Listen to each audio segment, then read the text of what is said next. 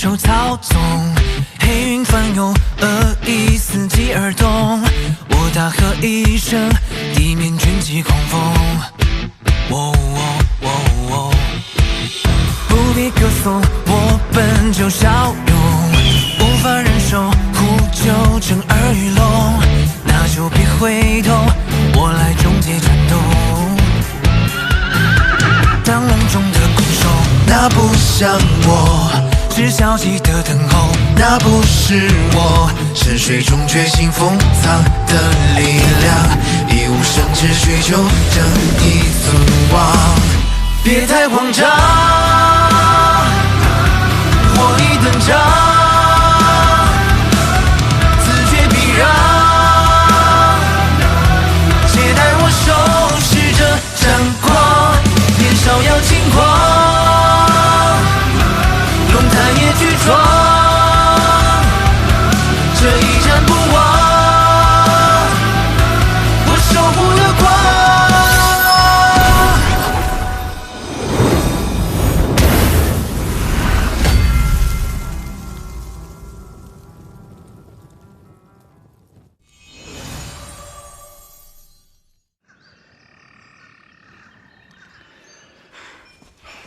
这儿这么大，还要走多久才能到啊？按照族内古籍记载，芦花鼓楼会在今晚的月深时分出现，出现的位置就在森林腹地，几乎是最中心处。我听姐姐说过，那里有一棵活了上千年的大古树，足足有几十米高。我们得先找到古树，然后等鼓楼出现之后，我再用领路人相传下来的方法，解除祖先施加在森林里的障眼法，这样我们就能看到鼓楼了。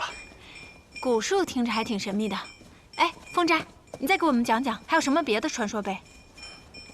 我真想说呢，但恐怕没这么有趣。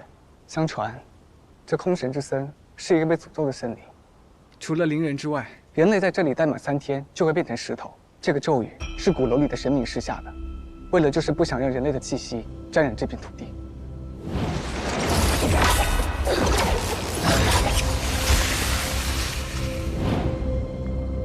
这是什么咒语啊？这么变态，还不能沾染人类的气息？他是有洁癖吗？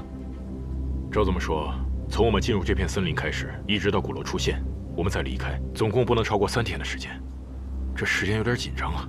不就是个神吗？咱们4个打他1个，速战速决。谁说鼓楼里只有1个神的？不是1个吗？是4个。4个。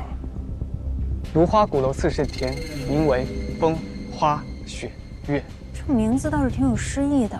别被名字骗了，这只是表象。如果把鼓楼比作城池，那他们就是里面的王，各自占领着一片地域。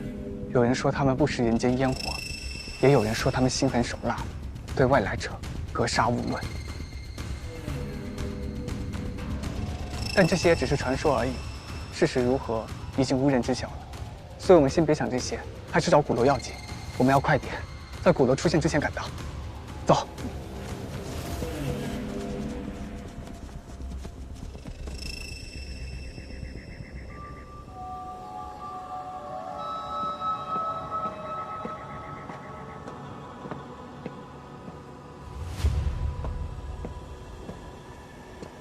王道，老夫已在此恭候多时，你要再不来，老夫还以为你要空着手进鼓楼。我们的计划最关键的就是这一步，万事俱备。程峰，是时候该把东西给我了。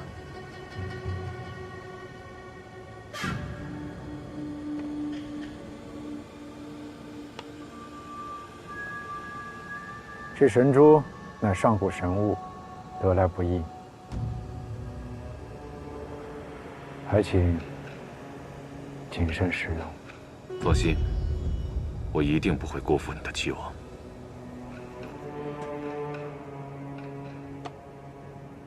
好，那老夫就在这转轮城，等着你获得神力归来。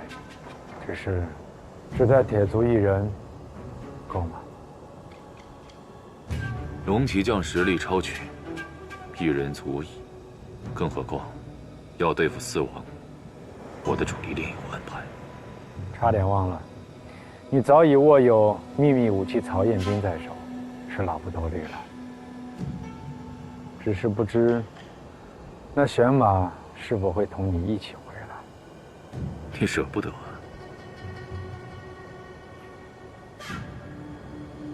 老夫是挺喜欢这只漂亮狐狸的。那要看它是不是食物了。铁足，我们走。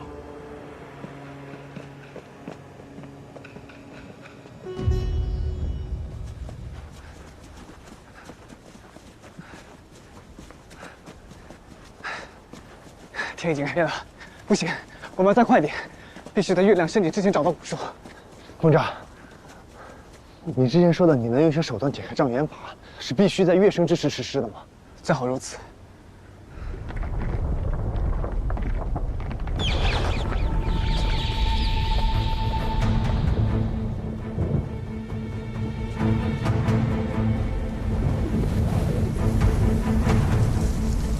糟了，这是鼓楼出现的前兆，我们要来不及了，跑起来吧！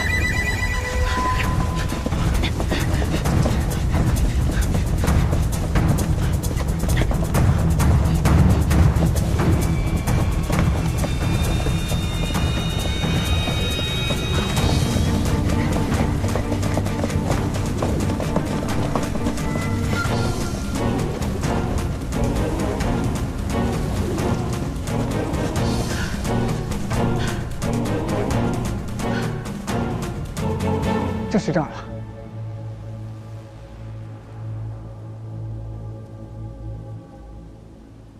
那接下来呢？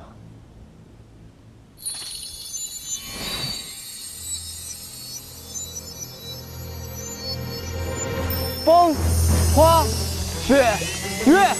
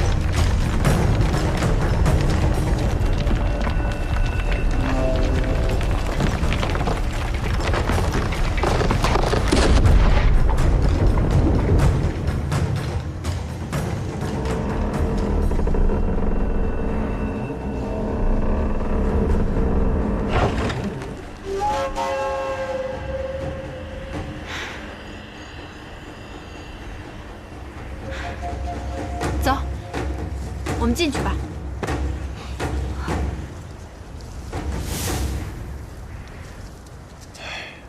你们确定要进去吗？你什么意思？这鼓楼里的四神之力，力量之强，超乎你们的想象。老妈当年就没能从里面出来。如果你们现在后悔，还来得及。你什么意思？难道你的意思是，你开始后悔了？当然没有。这鼓楼我是无论如何都要进去的。那不得了，曹元兵，我们和你一样，都有足够的理由要进入芦花鼓楼。所以，无论里面有多危险，我们一起闯。没错，你可别想一个人跑进去。好了，别啰嗦了，我可不知道鼓楼会出现多久，快走吧。走。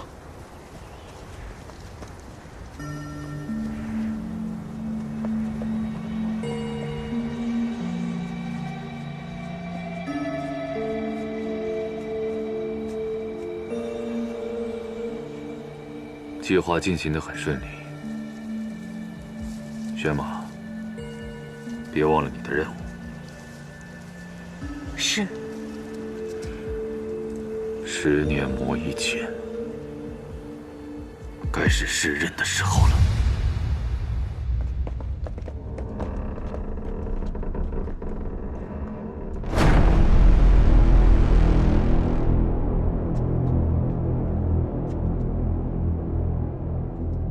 这里怎么跟我想象的不一样？空荡荡的，什么也没有。确切的说，这鼓楼只是一个摆设，是我们进入风花雪月的入口。这里最引人注目的，就是这尊石像了。他的姿势，好像在索要什么。这是护城尊，只有把与施法者等级相同的神武放置于此，才会产生联动效应。神武，我的心安会灵醒吗？他应该不需要2个球吧？年代久远的神武吗？不知道我的实力阎罗够不够分量。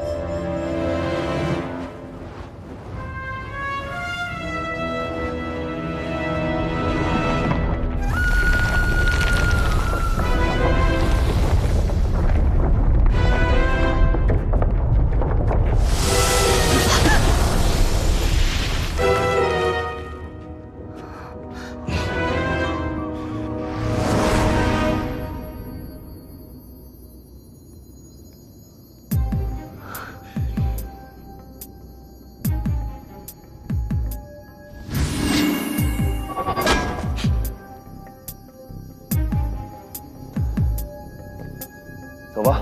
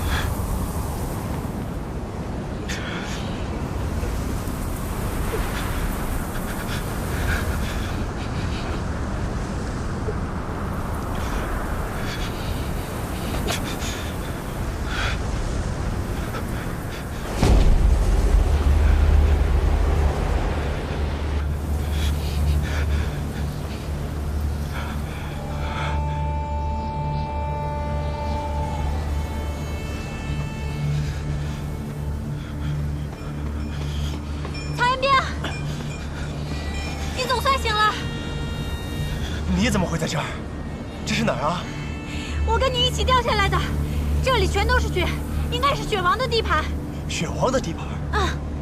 那北洛跟风渣呢？我也不知道，应该是没跟我们在一起吧。好冷啊！你肯定冷啊！你躺这儿半天了，赶快跟我走吧，我找到一个可以躲雪的地方。你怎么知道？我刚才怎么叫你都不起来，我就怕我们2个冻死在这儿，然后我就到处找。找到一个可以避风取暖的山洞。山洞？啊，赶快走吧，一会儿风大就走不了了。行，走。走。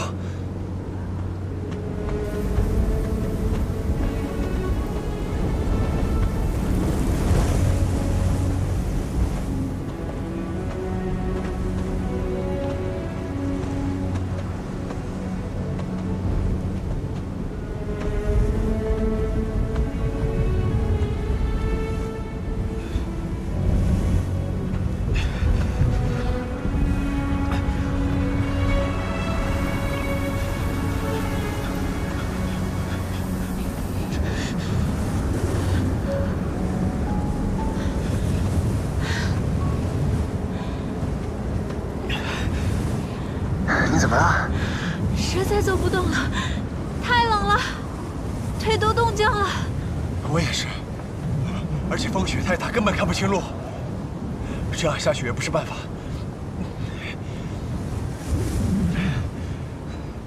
许褚，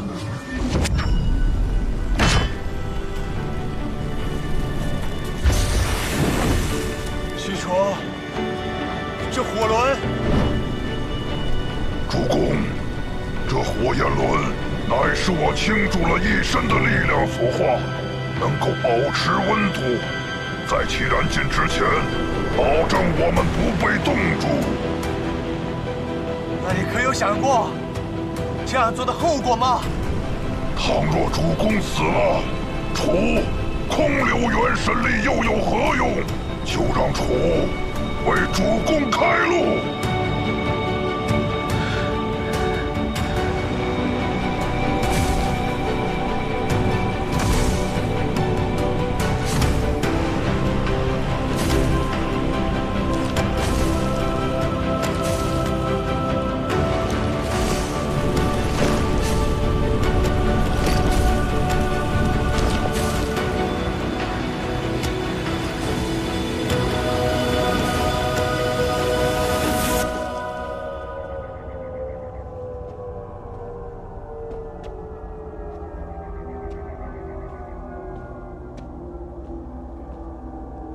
山林，曹彦斌，北龙大叔。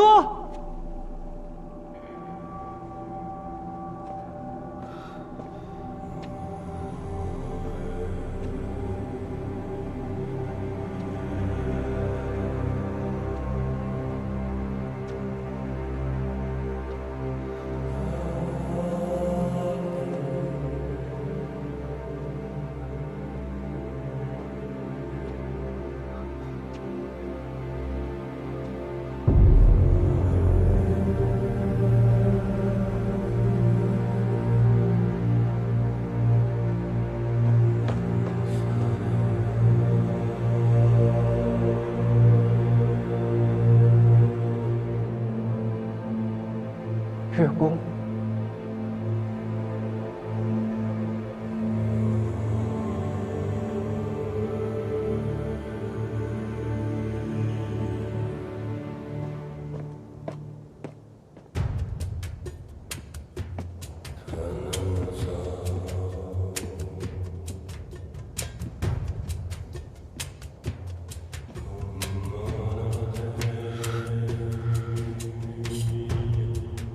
这是盘残局。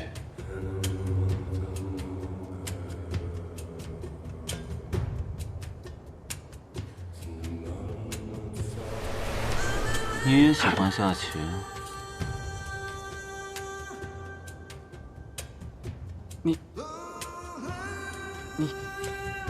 你是谁啊？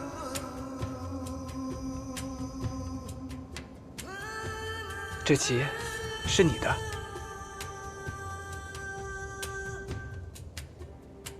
那你是鼓楼里的人，你有没有见过我姐姐？她叫严巧巧。小孩儿，你想问我问题啊？你知道她去哪了吗？很简单，一局棋，你若赢过我，我就告诉你。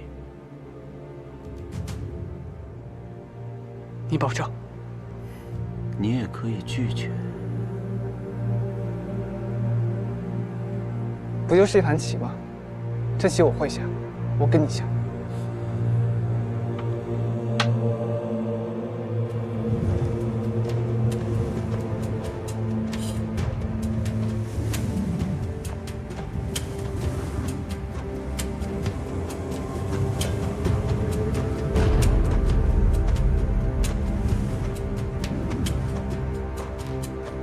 怎么一个人都没有？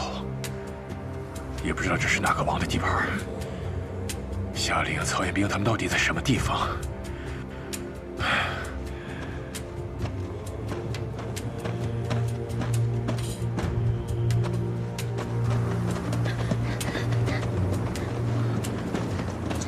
姑娘，二位，哎，二位，哎，二位不用害怕，我不是坏人，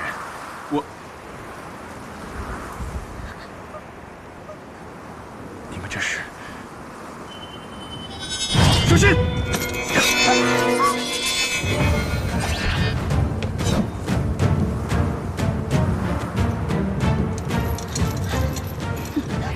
太好了，是新的人类。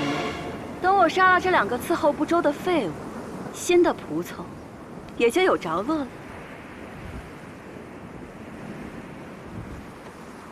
是你把他们变成这样的？你是谁？这儿的王？想见尊上，容易的很。等我把你抓去做仆从，毁去容貌，剥夺语言，再施以不死的诅咒，你就能见到他了。成为蜂王永恒的奴隶，这将是你最终的归宿。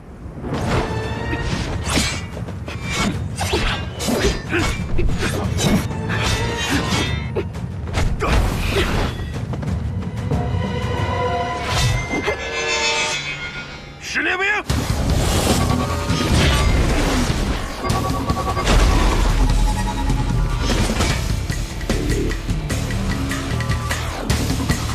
史烈明，拿下！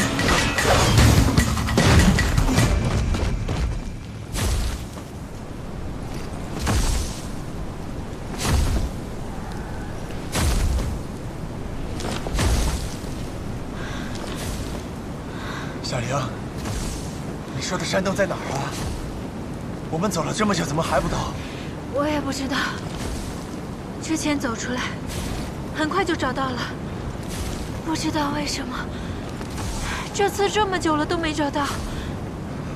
那就肯定是雪王的把戏。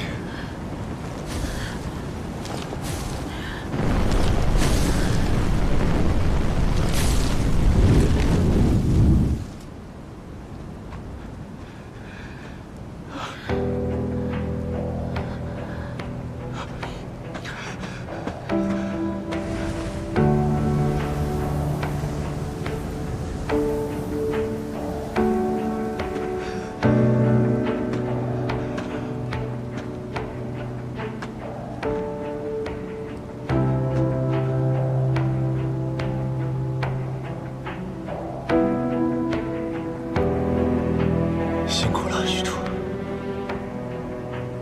晚些时候再来接你。夏灵，夏灵，夏灵，你怎么样了？对不起，我实在走不动了。你不用管我，你先走吧。但是你一定要好好活着。你在说什么傻话呢？啊！我怎么可能一个人走着，把你一个人丢这儿？你可别小看了这个雪原，待久了可真是会冻死人的。你现在就保存好体力，少说话。我背你啊！来。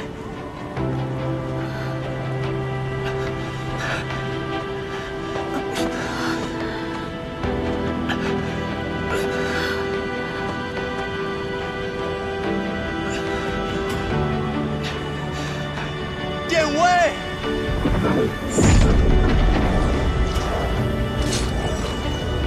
殿威在！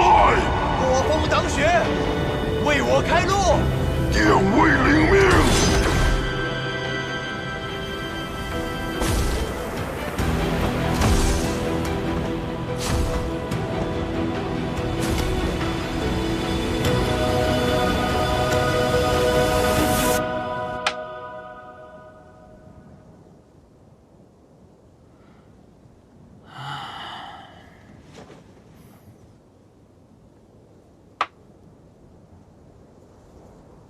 小孩儿，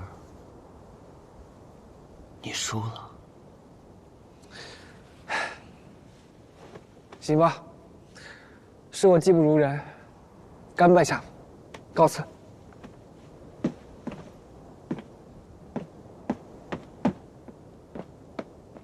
小孩儿，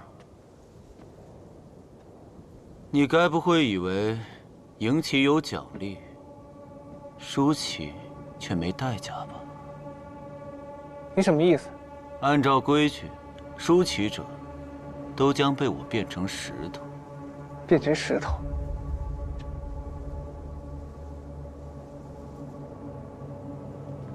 你是越王，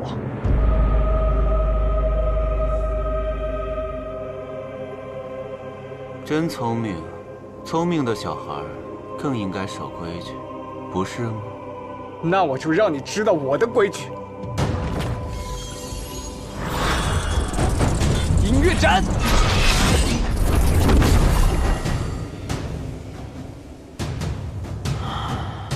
真有意思，让你尝尝本尊这个。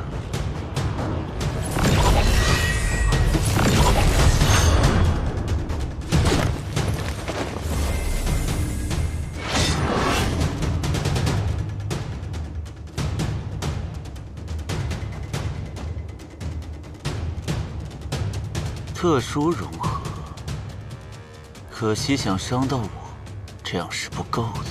少废话，快告诉我，我姐姐在哪儿？小孩儿，你挺有意思的，但你输了棋，就得变成石头。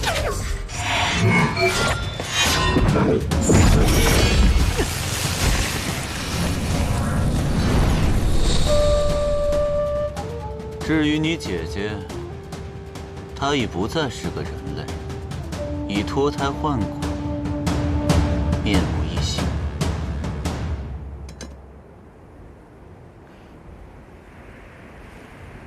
你放开我！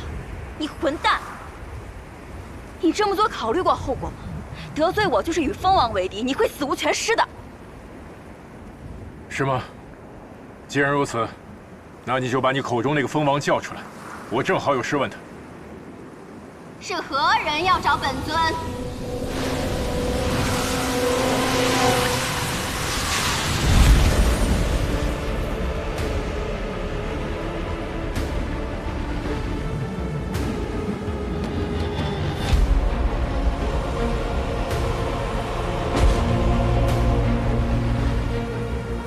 严巧巧。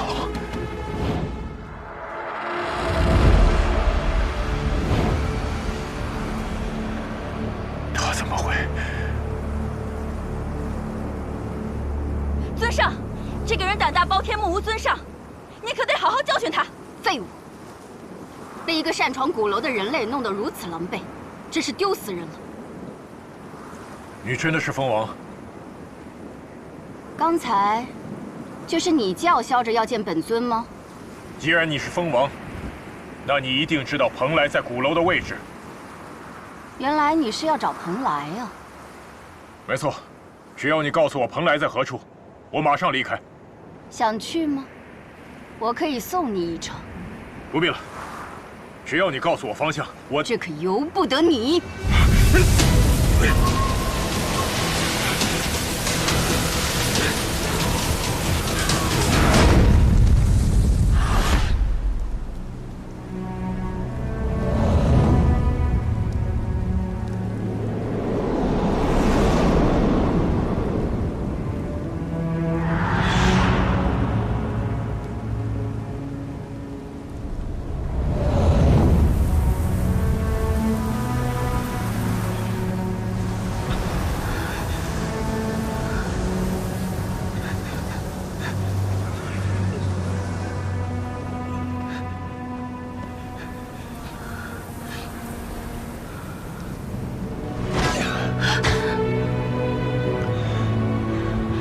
你没事吧？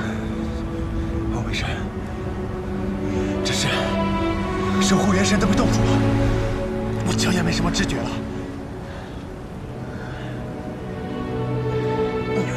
你还是放弃吧，要不然你也会死的。爸，怎么可能在这里就说放弃呢？绝不能中途倒下。说不定山洞就在前面。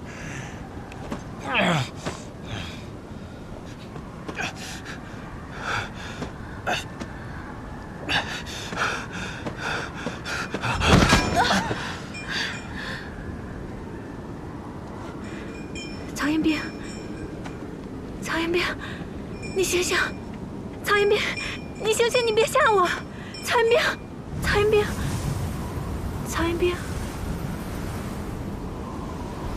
曹彦斌，曹彦斌，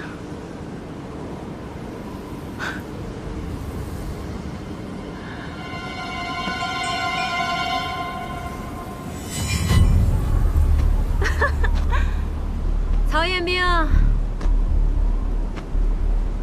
你也太好骗了吧，根本就没有什么山洞。哼。不过要谢谢你，陪我上演了一场绝地求生的戏码，我很尽兴。唉，不过太可惜了，看来这场游戏要结束了。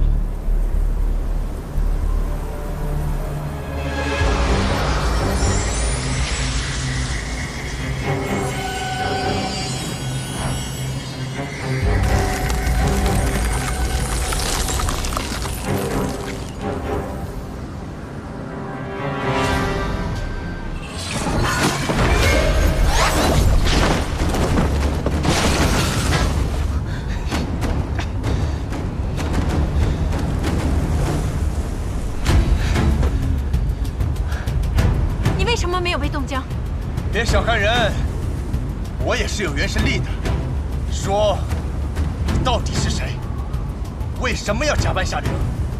你什么时候开始知道我不是真正的夏灵？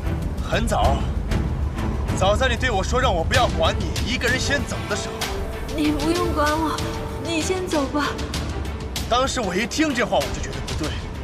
夏灵这人我太了解了，在这种情况下，他大概率会喊李轩辕。或者对我说：“曹彦斌，我相信你，你一定行的”之类的话，但他绝对不会说让我一个人先走，好好活着。所以，你骗人的时候最好也做做功课，不要对自己的演技太过自信。说，夏灵她到底在哪儿？原来你不惜牺牲守护元神，也要陪我上演这场戏。就是为了那个小姑娘，有趣，真是太有趣了。不过可惜有些晚了，从你来到这儿的那刻起，就已经注定会死在这儿。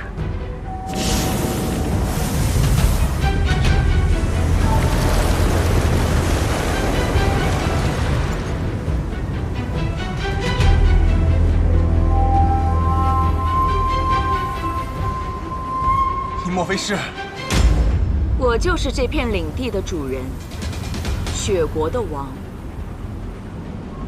而你，很快就要冻成冰块，和他一样。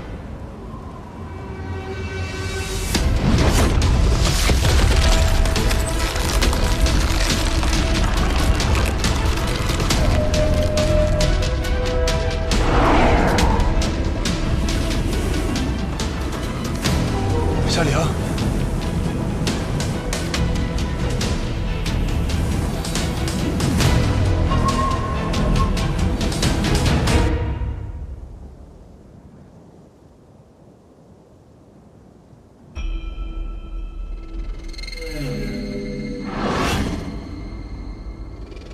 ，10年不见，越王，别来无恙。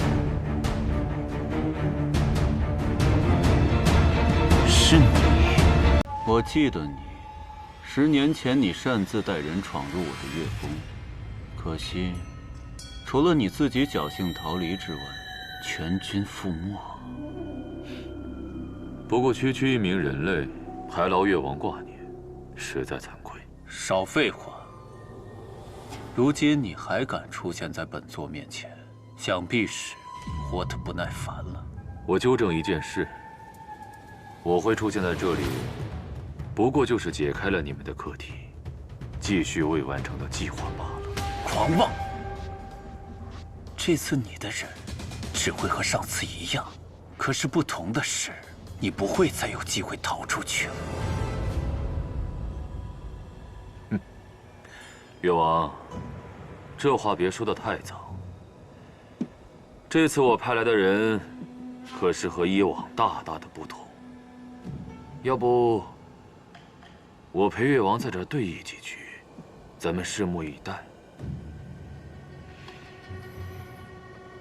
我凭什么要等，而不是现在立刻把你变成石头？我也喜欢下棋，了解无人对弈的滋味，当个神明的感觉很寂寞吧？警告你，别妄图窥探本尊的心思。别那么生分嘛。记得上次我们相遇的时候，你还夸我棋艺不错，是个很好的对手呢。怎么，堂堂神明，该不会连盘棋都不敢和我这个凡人下吧？有意思，的确和别的人类不一样啊。好，本尊就陪你对弈一局。可是如果你输了，规矩我懂，会被你变成石像吗？人类报上你的名字。皇府龙斗，请赐教。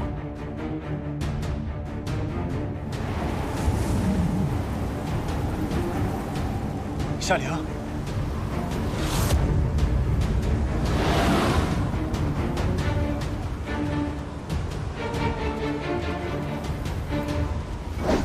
炎王炮！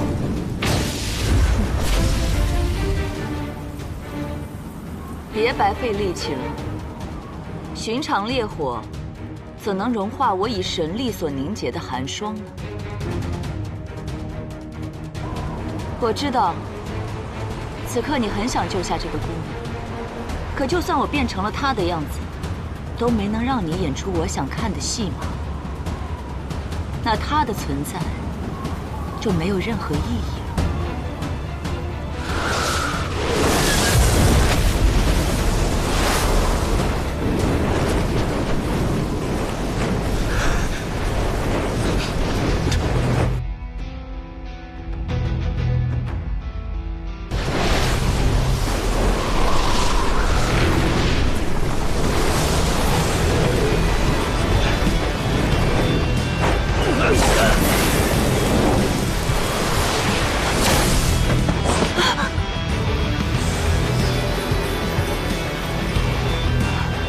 怎么可能？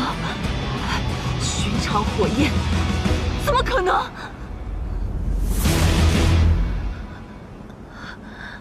夏灵，将军们都回来吧。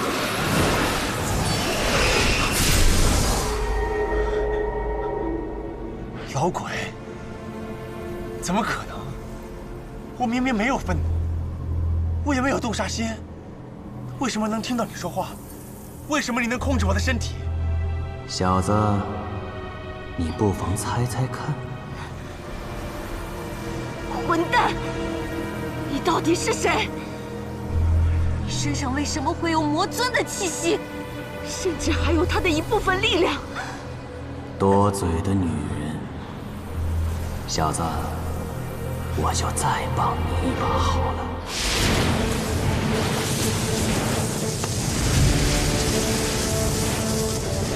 你要干什么？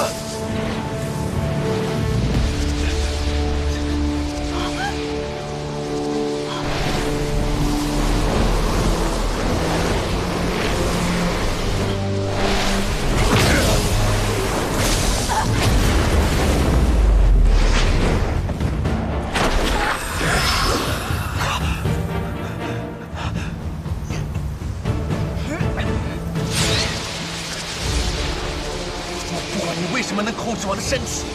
现在立刻给我滚出去！那可由不得你了。夏灵，快醒醒！夏灵，你快醒醒，帮我！残明，你怎么了？来不及解释了。我被魔星控制了，快用七二魂灵啊！七二魂灵，茫茫空洞中，重重金刚闪灵，宝无月光，洞照延迟幡，九幽诸罪，浑身碎星无三定，慧清莲花上身神有安。茫茫空中中，重重金刚山，灵宝无量光，斗转一翅白，九幽诸罪魂，血腿相连翻，地会青莲花，生生世永安。九幽诸罪魂，血腿相连翻，地会青莲花，生生世永安。又是七妖安魂铃，曹彦兵，你真以为只要遏制住我就万事大吉了吗？不妨再提醒你一句，要救出你母亲，除了血王，你还得打败剩下的三王，这可不是你一介人类的力量可以做到的，你早晚会跟我合作。绝不会让你得逞，绝不！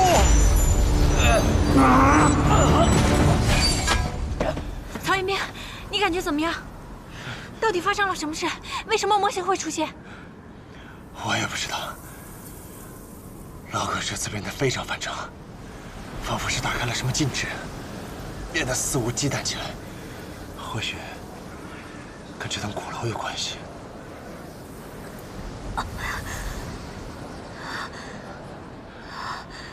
愚蠢的人类！你以为把自己献给魔尊就能获得力量，得到永生吗？痴心妄想！就算我输了，还有越王和风王在等着你们，他们会替我报仇的。你和你的主人休想得逞！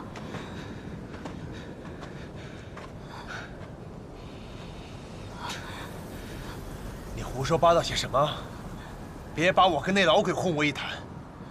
我问你，10年前进入芦花鼓楼被石化的那批人，现在在哪儿？被石化的人，你不是魔尊的人。少废话，快说！被石化的人，在越王的领地，越宫。越宫？越宫要怎么去？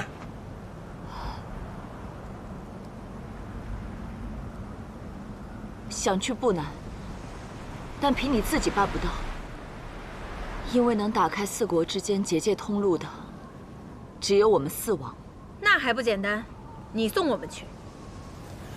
你要是不想死的话，就赶紧打开通路送我们过去。那你们先把眼睛闭上。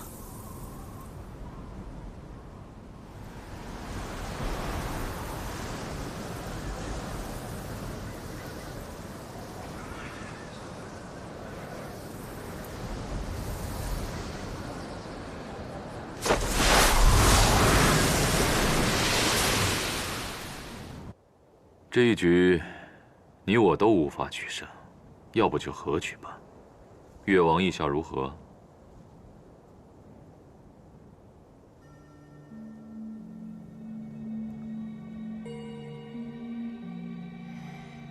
越王这个废物！看来，我和越王在这棋盘上未能分出胜负，但现实中，我却赢了一局。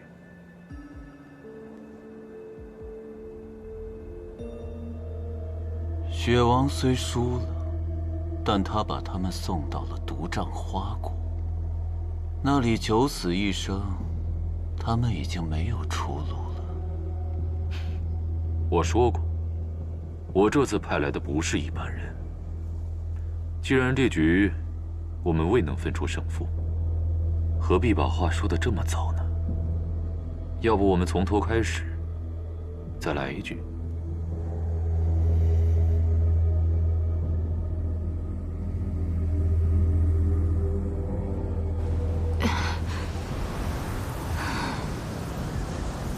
哼，想去越王那里变成石头，哪有这么痛快的死法？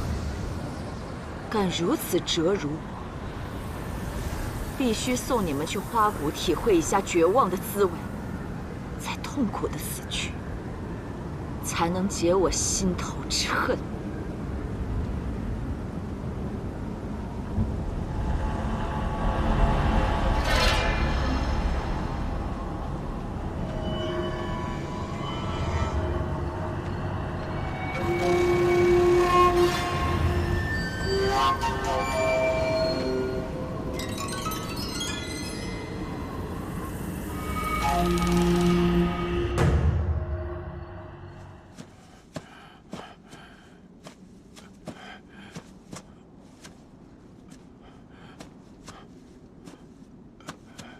既然你是蜂王，那你一定知道蓬莱在鼓楼的位置。我可以送你一程。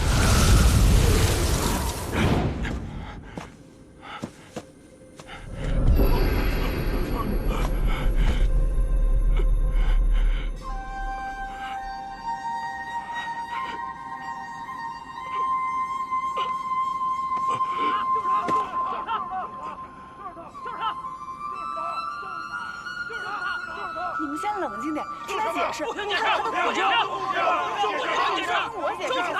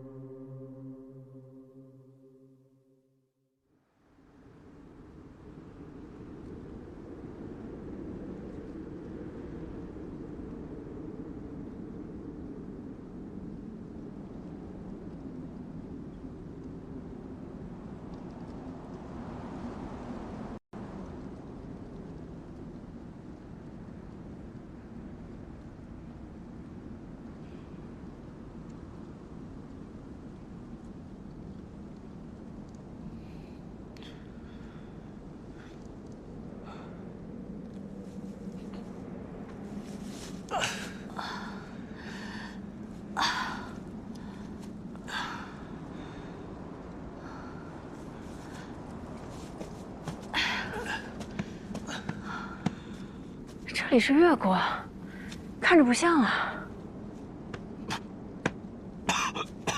残兵怎么了？不好，这空气有毒。残兵，给你，这是李轩辕给我的丹药，可以暂时遏制毒性，你快吃了。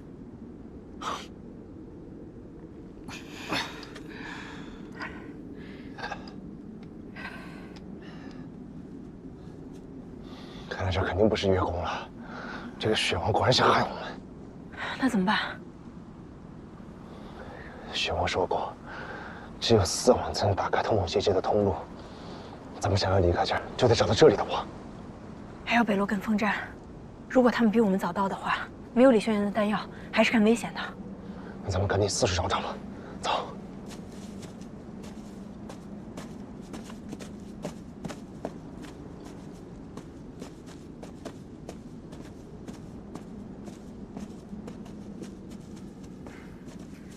我怎么感觉这里死气越来越重？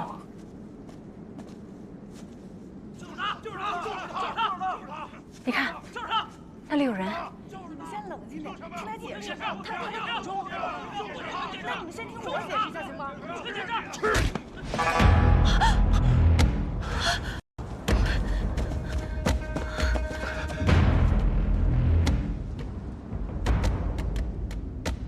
消失了。 怎么这么诡异？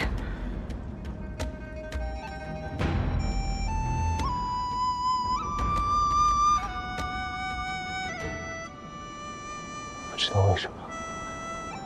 感觉这笛声似乎在指引我们。管不了那么多了，先过去看看。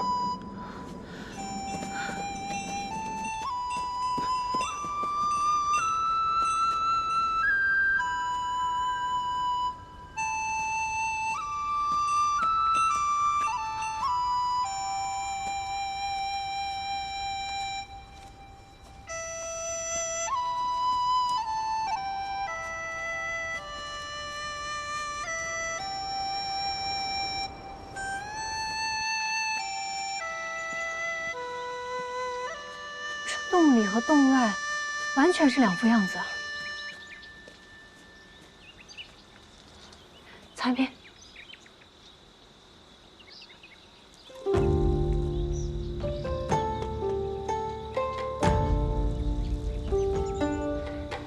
先生你好，我们两个路过此地，有点犯迷糊，请问这是哪儿啊？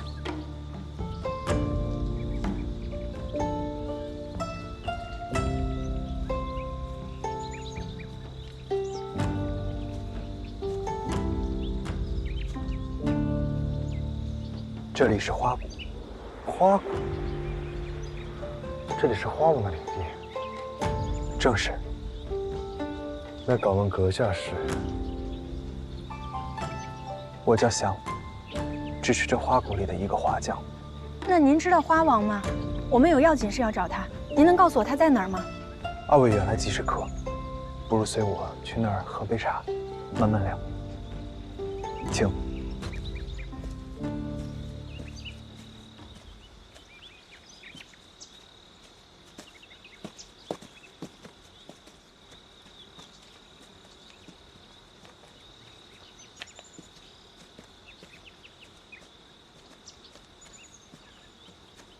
北洛，北洛，北洛，北洛，北洛，北洛，醒醒，北洛！他中了瘴毒，你们认识他？他叫北洛师门，是我们的同伴。是你救了他，你用笛声引我们来，是为了救我们。但以我目前的能力，只能暂时帮你们压制住毒性。 维持生命罢了。看二位的面色，似乎已经找到了某些手段压制毒性了。但是很可惜，瘴毒是无解的，除非你们在限定时间内离开花谷，不然，你们二位也会毒发而亡。因为一些特殊原因，我的活动范围只局限于这个小小的山洞。如你们所见。 这里也是整个花谷之中唯一一处没有毒瘴的地方。祥先生，既然你生活在这花谷，一定知道离开的方法，你告诉我们吧。我虽知道，却也无用。为什么？你们不觉得奇怪吗？此地明明号称花谷，却衰草遍地，毒瘴弥漫，疾蔓丛生。因为你们今日所见之花谷。 并非他真正的模样，而是他在梦魇当中的样子。梦魇，没错，整个梦魇无尽循环，无边无际。从你们落入这花谷开始，便已置身其中，逃不掉，也走不出。你们看到这洞中的花草了吗？这里是唯一一处。 还有一点这花谷原来样子的地方，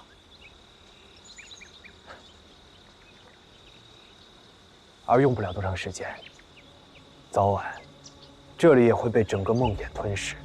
也就是说，刚才我们在花谷里看到有人被杀，那些人突然出现又突然消失，也是这梦魇的一部分。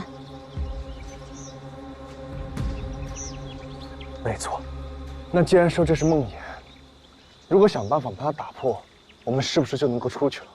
打破梦魇确实是最直接的办法，但是却难如登天，因为这个梦魇是集月王、风王、雪王三王之神力合力而造。祥先生，难道就没有其他别的什么办法能够打破这梦魇吗？既然是梦，那就必定有一个主人。唯一的办法就是找到这个梦魇之主，将他唤醒，才有可能冲破梦魇。而我能帮到二位的，唯有告诉你们此刻梦魇之主的所在。那听起来挺简单的，你告诉我们吧，我们现在就去找他。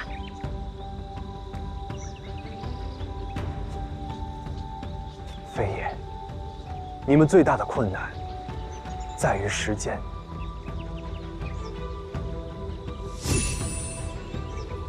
你们先冷静点，听他解释。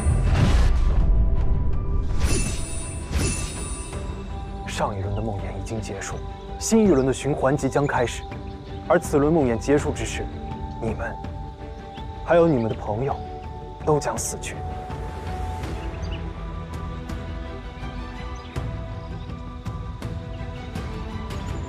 我明白了，就是说，我们时间有限，机会只有一次，必须把握住。不久之后，梦魇之主会出现在花谷东南方的烟罗院，机会只有一次。你们这就去吧。还有一点，千万要注意，不论你们看见什么，听见什么，千万不能透露你们的身份和姓名，否则外来者的闯入很可能引发梦魇的混乱，使之愈发不可控。好，我记住了。我们的同伴就拜托你了，咱们打破梦魇之后再见。祝你们好运。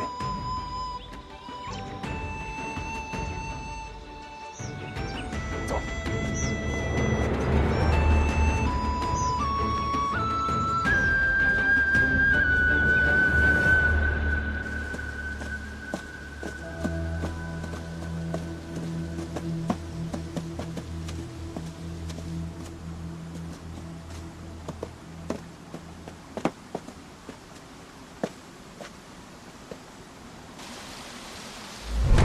这应该就是烟罗院了。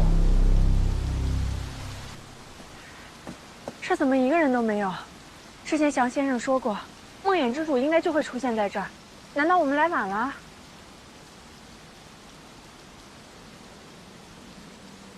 那有路可以上去，我们去那边看看。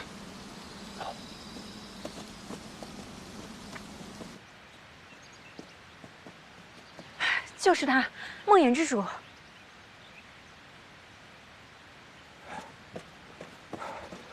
小乔，你人在这里太危险了。老夏，来的正是时候，我们走吧。老妈，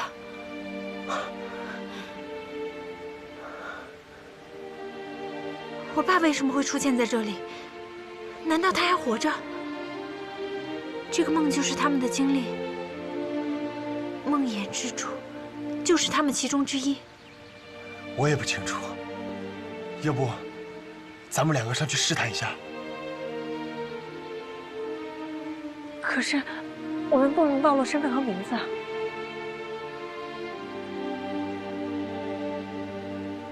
他们应该也认不出我们吧？走。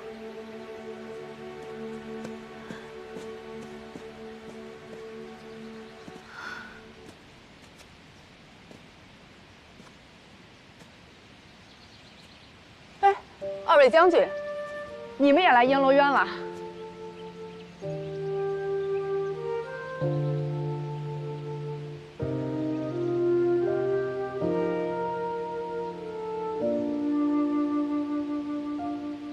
抱歉，我看二位眼熟，但有点对不上名字。你们是？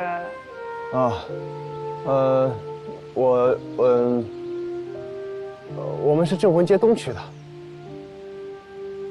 他们是东区冯将军的朋友，天宇街和东镇街的镇魂家。对对对，唐将军9区北区罗刹街，不知道我们很正常。你认识我？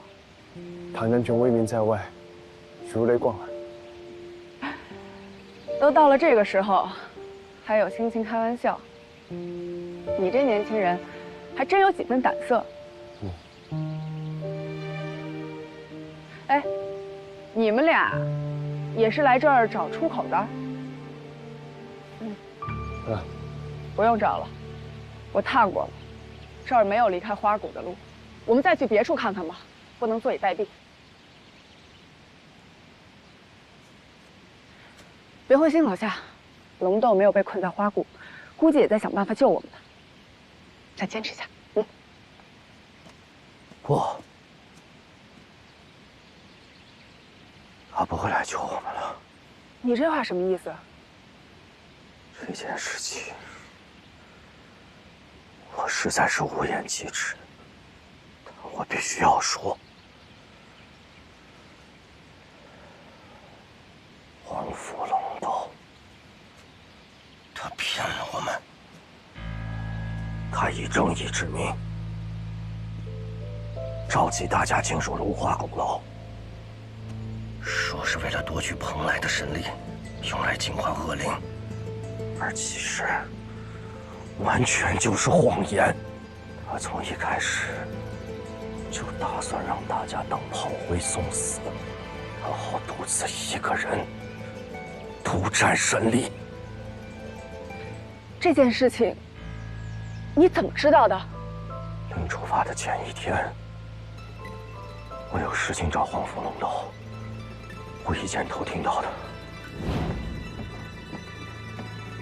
从有限的情报看，鼓楼秘境的死亡真身都是上古凶兽，要想战胜他们，打开蓬莱，这次你带去的人恐怕要折损过半。如果能完成目标，就算是全军覆没，那也值得。谁？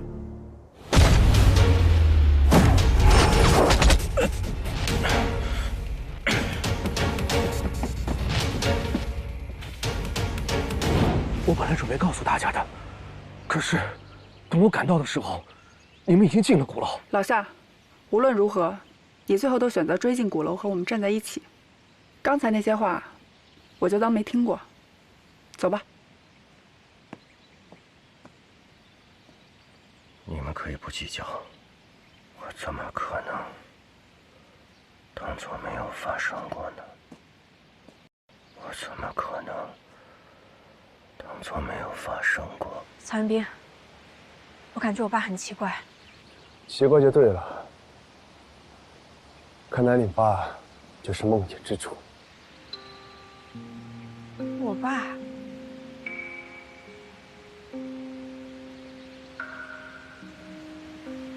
那我马上就稳住他。我爸消失了，这可怎么办啊？梦的是断断续续的，他们肯定去了下一层梦境。下一层梦境？可是祥先生说过，如果这一层梦境结束，我们就会毒发身亡，怎么可能再进入下一层梦境啊？小叶，你先别着急，现在能唤醒你爸的也就只有你了。我怎么唤醒？他现在深陷黑暗死亡的情绪当中，你得帮他唤起生的希望。你刚才说黑暗死亡的情绪，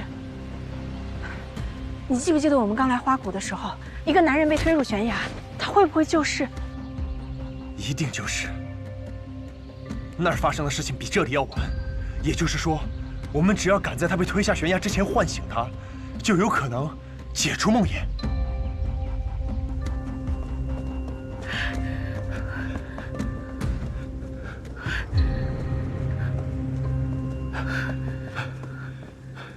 夏将军，你拿着信号弹，不会是想把同伴都叫来，然后向他们坦白吧？夏将军，你为何如此自责？明明是皇甫龙斗的错，罪魁祸首是他呀！这位姑娘，你是个好人，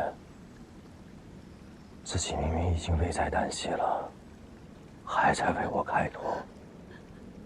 此事以皇甫龙斗而起，但参加此次行动的所有人，都是由我秘密召集而来的。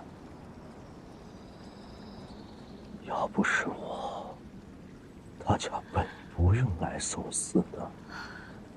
夏将军，就算你不做，皇甫龙斗一样会让别人做。可事实，做这件事情的人就是我，我只能死血催！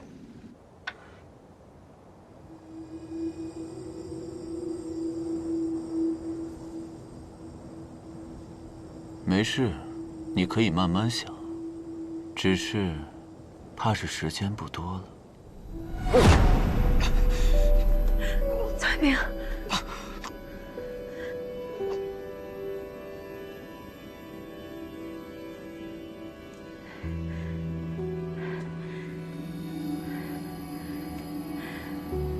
你一死了之，你解脱了，那你有想过你的家人吗？你的家人只会思念你，牵挂你。我爸爸已经去世10年了，他根本不知道我有多想他，我多希望他能够重新活过来，好好陪陪我。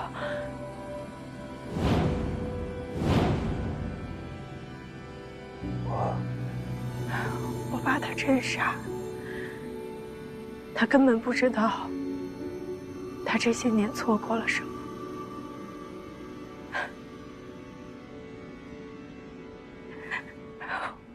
我看你更傻，明明有一个女儿在等你回家，你不努力带着大家逃出去，你怎么舍得去死呢？我难道也做错了吗？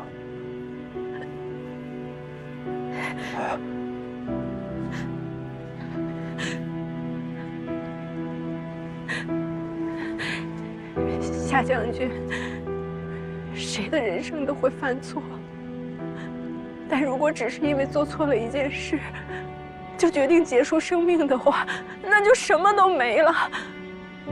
你想想你想想你的家人，他们有多想你。家人，好神奇啊，真漂亮！爸爸，你怎么这么厉害呀？你真的会变魔法吗？爸爸呢，是来自于一个神奇的世界。真的吗？那你可以带我去那个世界玩吗？可以吗？没问题。等咱们家玲玲长大了，爸爸就带你去，好不好？好。走，咱们回家。爸爸真好。难过都不明下落，或许只是更难过。我不太适合同厄运做争斗，恐惧在翻腾，忘了自我。那些沉重时刻提醒着我，别让时间沉睡太久。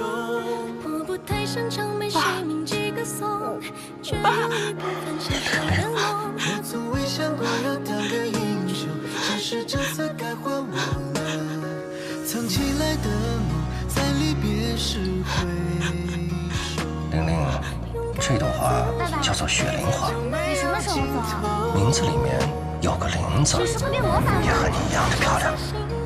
小玲，等咱们家玲玲长大了，爸爸就带你去，好不好？小玲，小玲，小玲，小玲，曹彦兵，我们还活着。当然了。那我爸，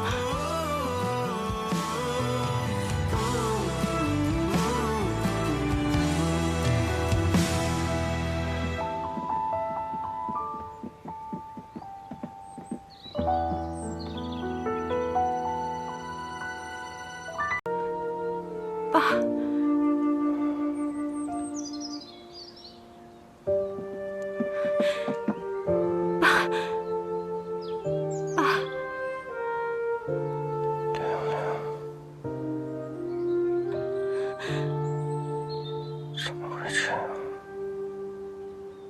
夏将军，距离您当初进入芦花古楼已经过去了10年了。您女儿都已经长大了，您再仔细的看看她。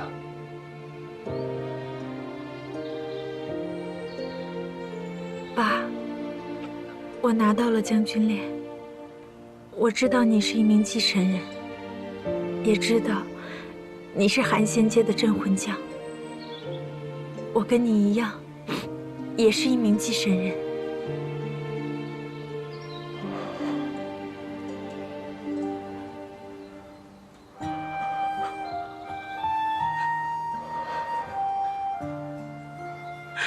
你真的是莲莲？嗯，是我真的好开心，我根本没有想过这辈子还能再看到你。对不起。爸，你别这么说，我都知道了，我在梦魇里什么都看到了，我知道都是黄甫龙斗的错，不是你的错。夏将军，当年到底发生了什么？你说黄甫龙斗别有目的，那他的计划又是什么呢？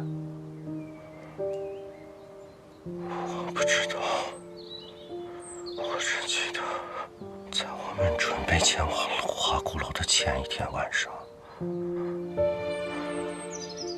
忽然间听到了黄甫龙斗的谈话。谁？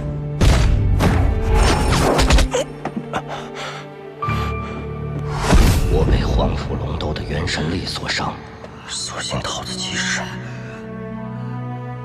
待我伤势稍稍恢复，而去往鼓楼的那些镇魂将们已经动身了，我不能放着他们不管。于是我决定追上去，将真相告知。我怕此行凶多吉少，我也怕你牵挂。我就把重要的物品都托付给了朋友。我告诉他，如果1个月之后我还没有回来的话，就让他告诉家里人，说我已经死了。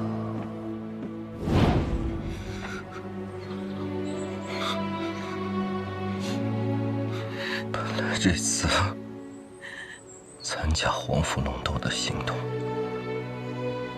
就是在忤逆领域，我把剑莲汉仙界就没有向界里的人透露任何的消息。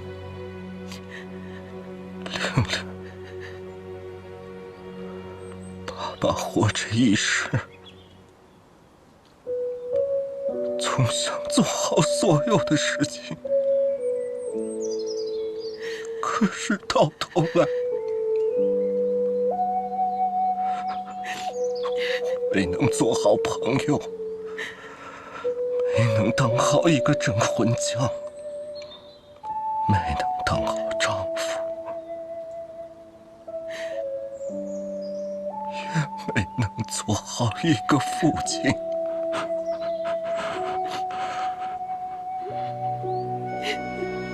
更没能对得起任何人。不，爸，你在我心中永远是最好的爸爸。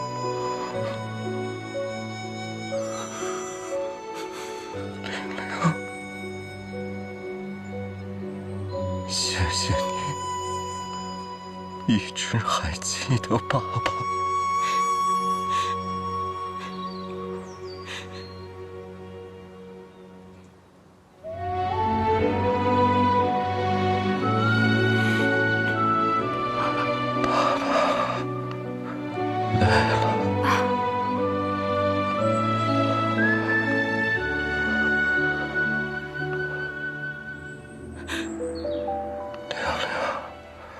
答应爸爸，一定要安全的、安全的、安全的走出鼓楼。爸，爸，爸爸，爸，你醒醒，爸！二位不用过于担心。祥先生，你也从梦魇里逃出来了。他只是元神力折损，陷入濒死状态，还没有到无法回天的地步。你的意思是，你有办法救我爸爸？其实，我不只是一个花匠。欢迎来到花谷。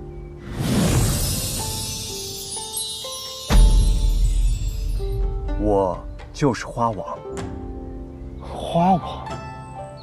当年，在未进入这鼓楼之前，我曾四处游历，设下结界，种下了一大片元皇花。这花灌注了我的神力，能滋养元神，助人吸取天地之气。我会用这片花海滋养你的父亲。现在，我就开启结界，送他过去。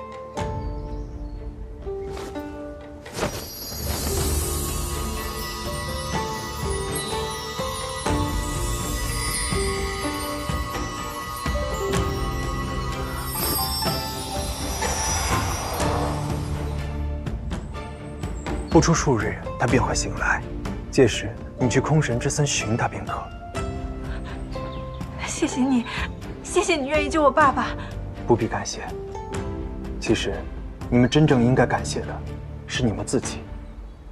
也是因为有了你们，我才能从这梦魇的囚笼中解脱出来。怎么会呢？你是这花谷的主人，又是四王之一，谁敢求救你呢？还能有谁？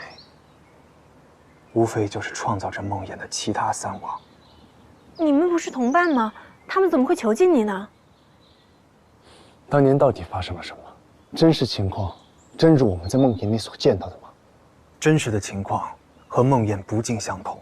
虽然夏启峰当年追着一众镇魂将进入了鼓楼，却迟了一步，被我拦在了花谷，没能去成月宫，也因此他逃过了被越王变成石头的下场。他其实并没有真正的见到那些镇魂将。那这无尽梦魇，其他三王，他们非常憎恨人类，也因为我帮了夏启峰，惹怒了他们。可就在此时，夏启峰因为发现同伴全被变成石头之后，懊悔痛苦不已。三王就借助这份情感，制造了梦魇，将我囚禁。而夏启峰也就作为这梦魇的主人，沉睡于此。原来当年不止老妈，还有那么多人被变成了石头。总之，花王，我还是想跟你说声谢谢，谢谢你救我爸爸。此处事已了，你们也是时候下楼去见见你们的伙伴了。北洛，唐明、夏灵，你们怎么样？没事吧？我们没事，你呢？毒疮有没有解掉？已经解了。梦魇的事情我已经听花王跟我说了。这次多亏你们两个解开了梦魇，要不然莫名其妙死在梦里，那才叫冤枉。对了，夏灵，你父亲的事情我也已经知道了，他现在怎么样？我爸爸，他元神力折损，差点就没救了，还好花王出手相救，我应该很快就能跟他团聚了。真好。北洛，我已经找到了我爸爸，你也一定能救回水儿的。我们陪你一起打开蓬莱。好，打开蓬莱。你们来鼓楼是为了蓬莱？花王，我们听说蓬莱之中有能够回春万物的神力，北洛想要借助他的力量，用来愈合自己女儿碎掉的元神。愈合元神，可是蓬莱内的事物办不成此事。什么？难道蓬莱的传说都是假的？我只能说，你们来错了地方。蓬莱里是我等奉命镇守之物，绝非什么好东西。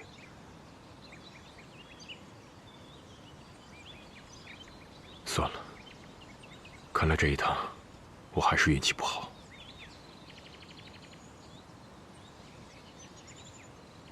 那你呢？你是为何来鼓楼？实不相瞒，我母亲就是10年前进入如花鼓楼那批人当中的一个。我来这儿就是为了救她。那你可知，你的母亲已经被越王变成了石头？我知道，就算被变成了石头，也会有机会变回来的，对吧？这绝非容易之事。想要破解越王的凝石之力，只有击败越王这一条路。可就凭你们，还走不到越王面前，就会被他的那双死亡之眼变成石头。或许有一人可以帮到你们二人，他既有可与越王一战之力，又可以帮助灵人重塑他的元神。是谁？是谁？蜂王。那我们去找蜂王帮忙？不可能的。对于人类的憎恨，他比越王有过之而无不及。之前，他就以奴役人类为乐，10年前更是觊觎进入鼓楼的女孩年轻貌美，夺取了人家的身体。我知道那个被夺取身体的女孩是谁，是严巧巧。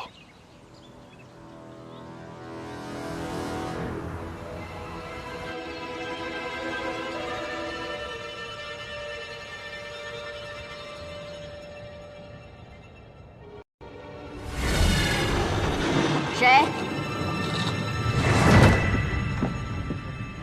蜂王，别来无恙啊！花王，你怎么会？不可能，你不可能有本事从无尽梦魇中逃出来。少说废话，本神10年之恨，今日定叫你加倍奉还。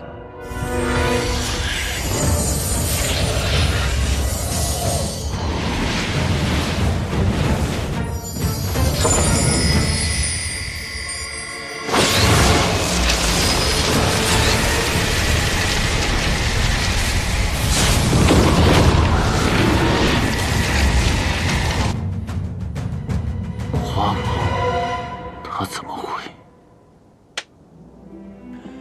胜负未分，越王这是要去哪儿啊？本尊要去哪儿，还轮不到你来过问。你这是就此认输了呢，还是我送来的人让你坐立难安，迫不及待想去一睹真容啊？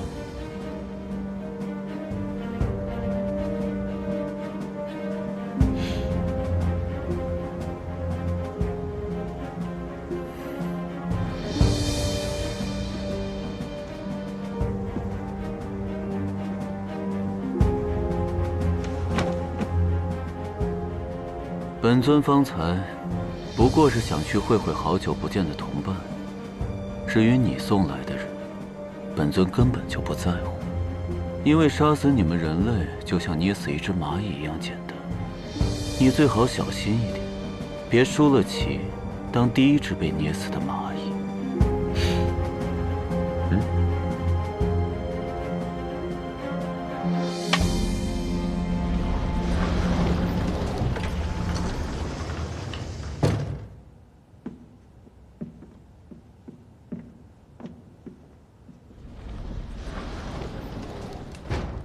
或许有一个办法可以帮助你们夺取蜂王之力，去打越王，但前提是你们3人之间一定要配合。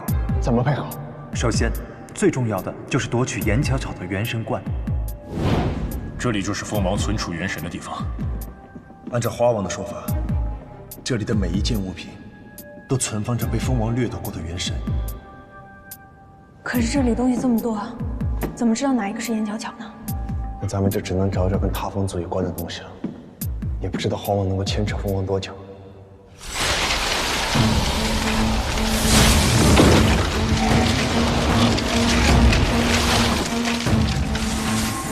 这点雕虫小技还想报仇？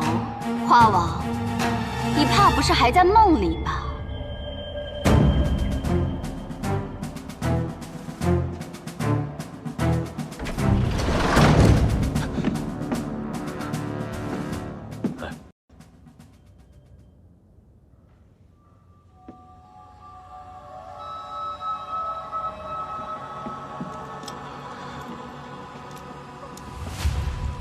是你们，2位姑娘，我们到这里来是要寻找踏风族严巧巧的元神冠，她对我们非常重要，你们可以帮我们吗？本来还想留你一条命，接下来该轮到我了。无限恐惧。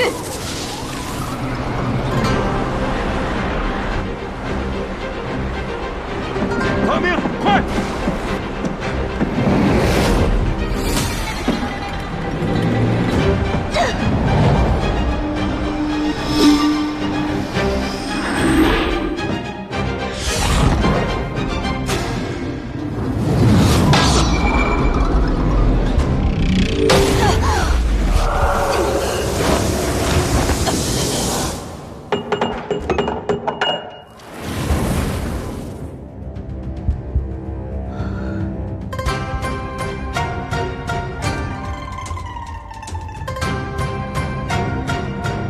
通了。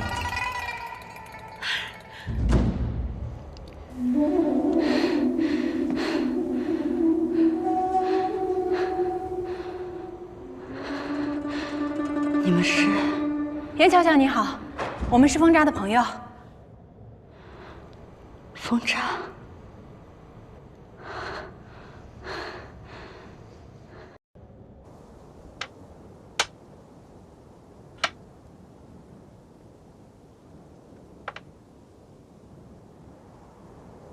很遗憾，你输了。那边的石阵很快就会有你的一席之地了。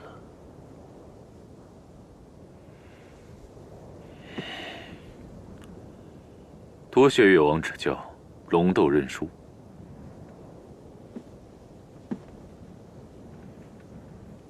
像你这么爽快的人，本尊还是头一次见到。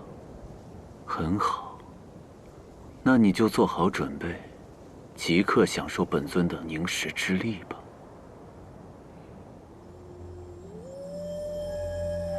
有人类。等等，看样子越王有客等了，要不你先解决他们，再对付我也不迟。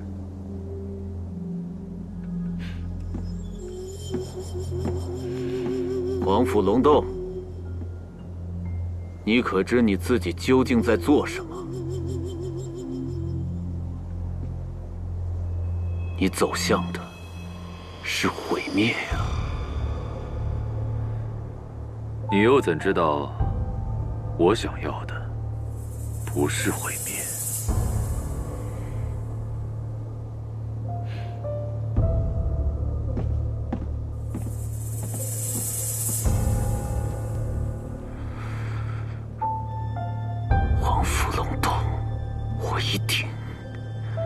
一定不会让你得逞的。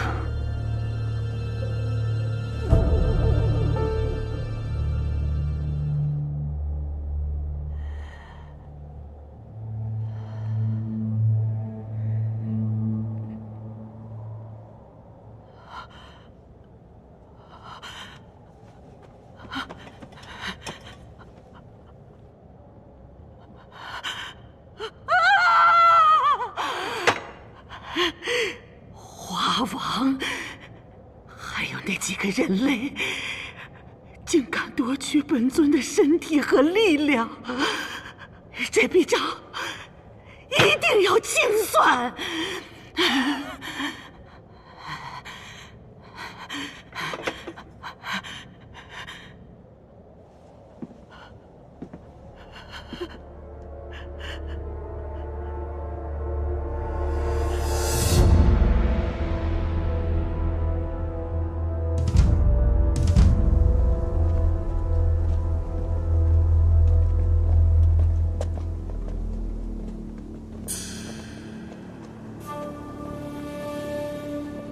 就是这里了，这就是我在无声的记忆里看到的地方。我老妈就是在这儿被人变成石头的。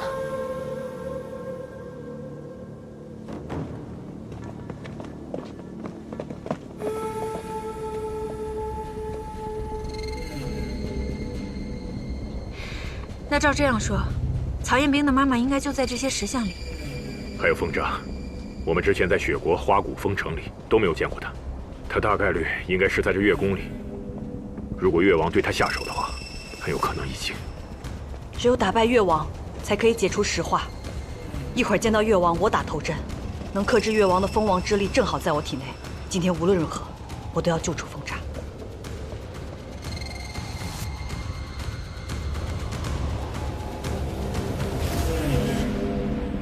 前面就是越王所在的晨星宫。严巧巧体内虽有封王之力，却也顾不了太多人。一会儿，你们一定要小心越王的那双眼睛。岂有此理！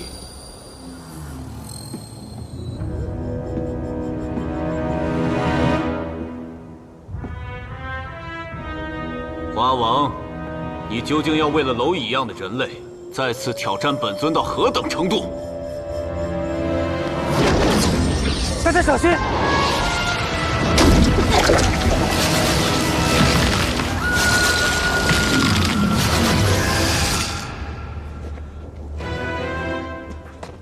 北洛，夏灵，竟敢保护人类，蜂王，连你也背叛本尊。你看清楚，在你面前的不是蜂王，而是踏风族的严巧巧。我弟弟在哪里？立刻把他交出来！只可惜来晚了。星月坠，你把我弟弟怎么了？肯定是和夏灵跟北洛一样，一起被他变成了石头。你应该就是那个一口气闯3国的人类吧？10年前，你把我母亲变成了石像，现在又把我的同伴全部石化，新仇旧怨，我今天一定要跟你算清楚。10年前，好啊，你果然和他们是一伙的。区一个凡人，竟然敢觊觎我蓬莱里的神力。今天第一个死的就是你。有什么冲着我来？我弟弟既然受了你的款待，我是个做姐姐的，必然全力回报。一介凡人，你连蜂王的1/10都不如。今天我就来教教你，什么是真正的恐惧。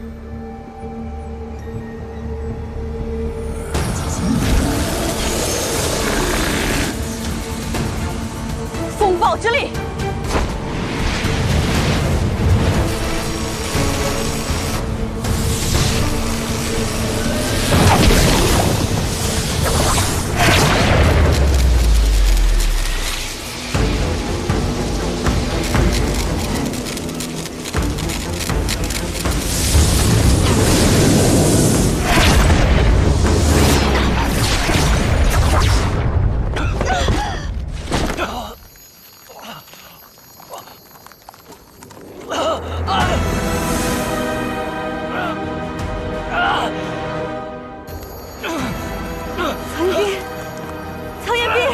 我这黑死光是死亡的诅咒，被他碰到的东西必死无疑。人类，今天你的死期到了。至于你，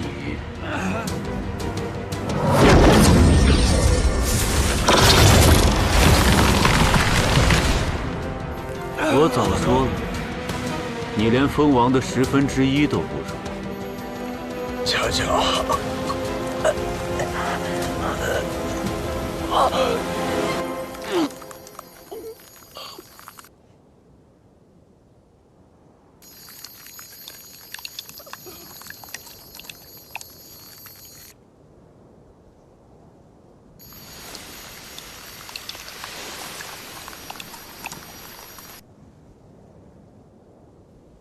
不，这不可能。我的黑死光，所向披靡，天下莫敌。你一个人类怎么可能抵挡得了？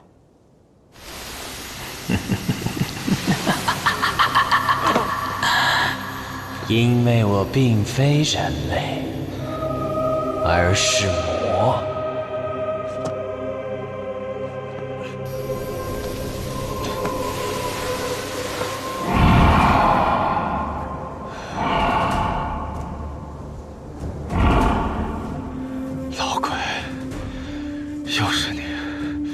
小子，我要再不出现，你可真就被人干掉了。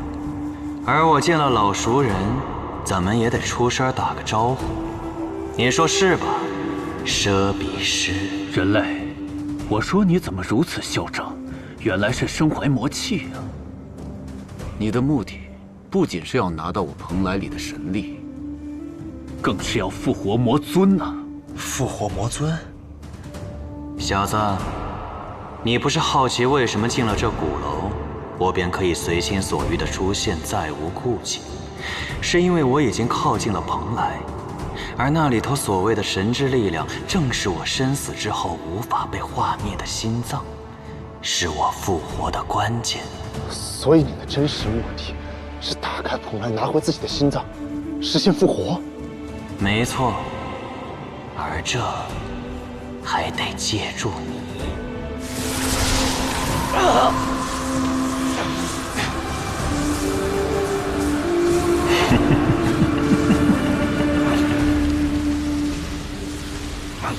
老鬼，你又控制我！小子，你不是想干掉越王吗？那就交给我，你马上就会看到何为碾压。连当年的魔尊也是我们神尊的手下败将，你只不过是魔尊的一缕残气罢了，也敢在本宫面前放肆？那你呢？道魔祖师神座下的小小宠兽，一只畜生，也敢自称为王？那就要看看到底谁厉害了。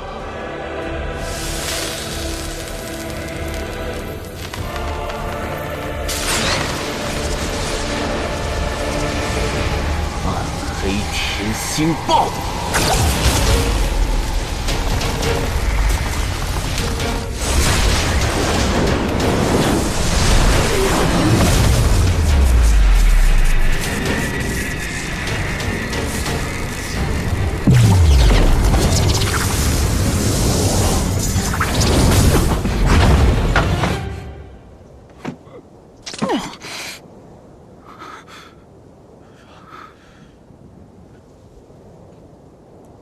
他这就被打败了。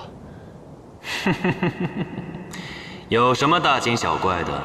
复活之后，我会比这强上数倍。怎么样，曹彦兵，心动了吗？心动的话，就交出你的全部意识，让我彻底占据你的身体。因为只有这样，我才能拿回我的心脏，而你，也将和我一起共享这份无上的力量。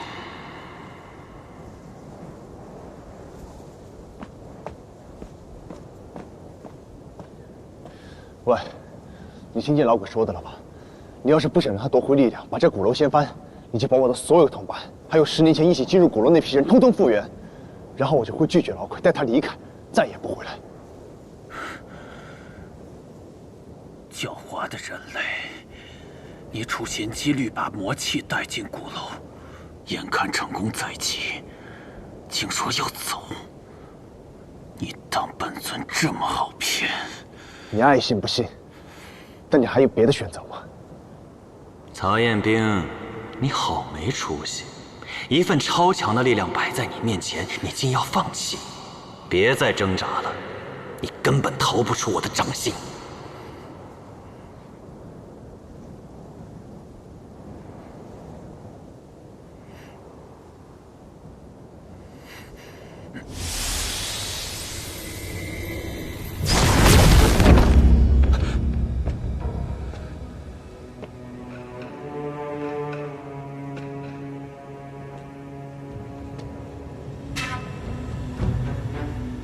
你是谁？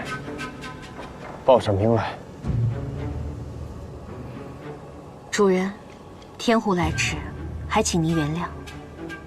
不迟，你来得正好，好好帮我劝劝这个冥顽不灵的小子。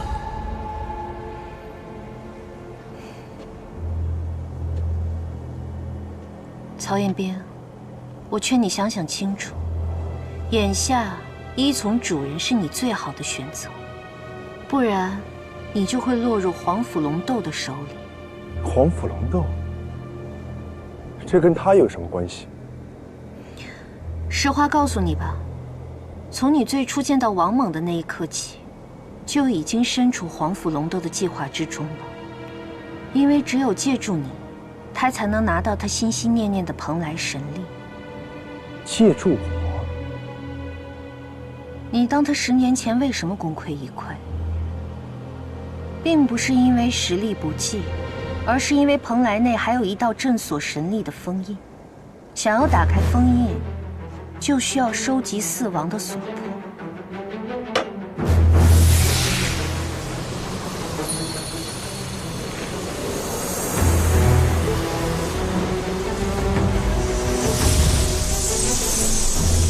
放到一个容器里进行融合，而你的武神躯再适合不过了。你的意思是，黄甫龙都把我当成了一个人形的罐子，故意引我来这如花鼓楼。可你是怎么知道这些的呢？我又凭什么要信你？凭我是来帮你的。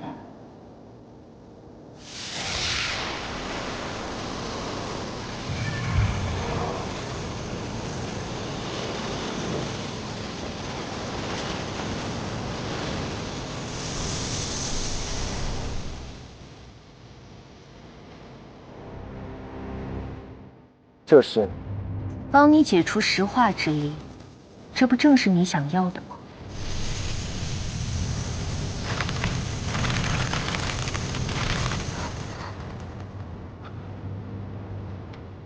夏灵，北路。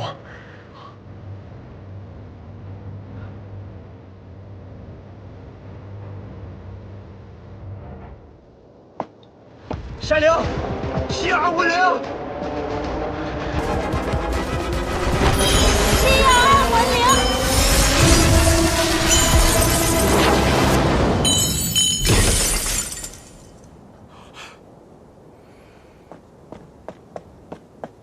你就是这么对帮你的人啊？是你，10年前，花王。花王，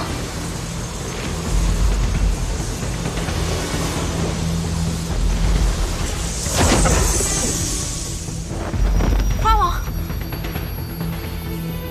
四王所迫进取，四国幻境可除。而你即将看到这个灵域最终的秘密。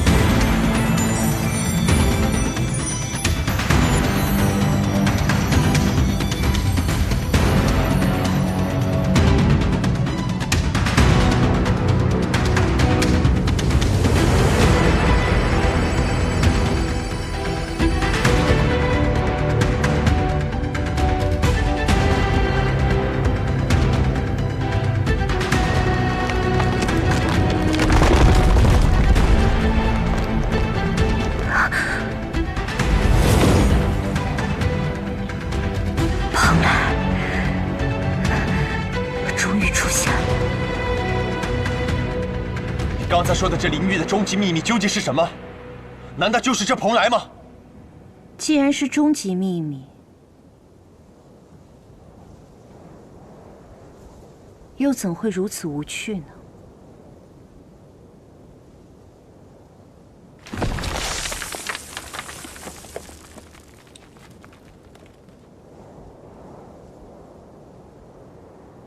风渣，是风渣！风渣，风渣，真的是你吗？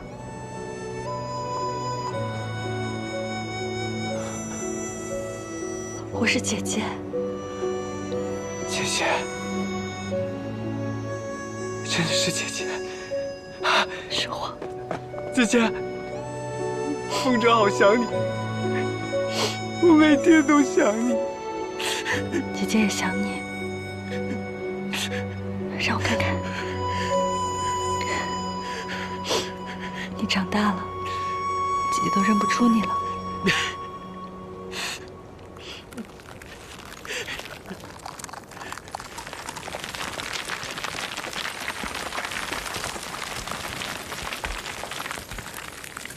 曹阳爹，风渣既然已经恢复了，那石头林里的人应该也都会恢复吧？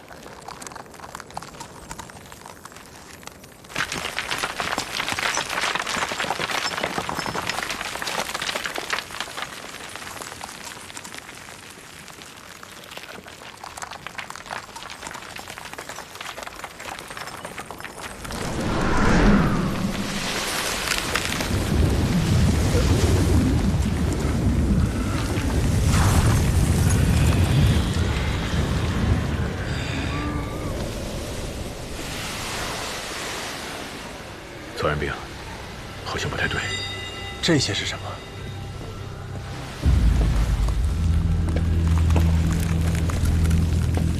恶灵？难道又是鼓楼里的什么咒语？应该不是。这些看起来都是高级恶灵，不好对付。大家小心！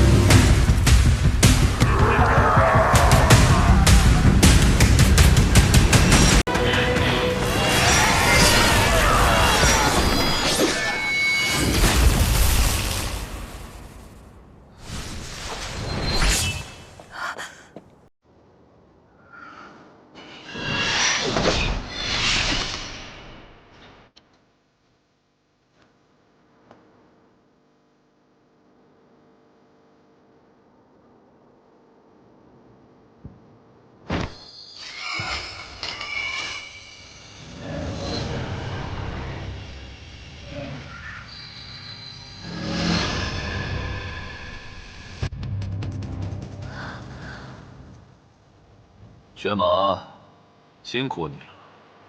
接下来的事情就交给我。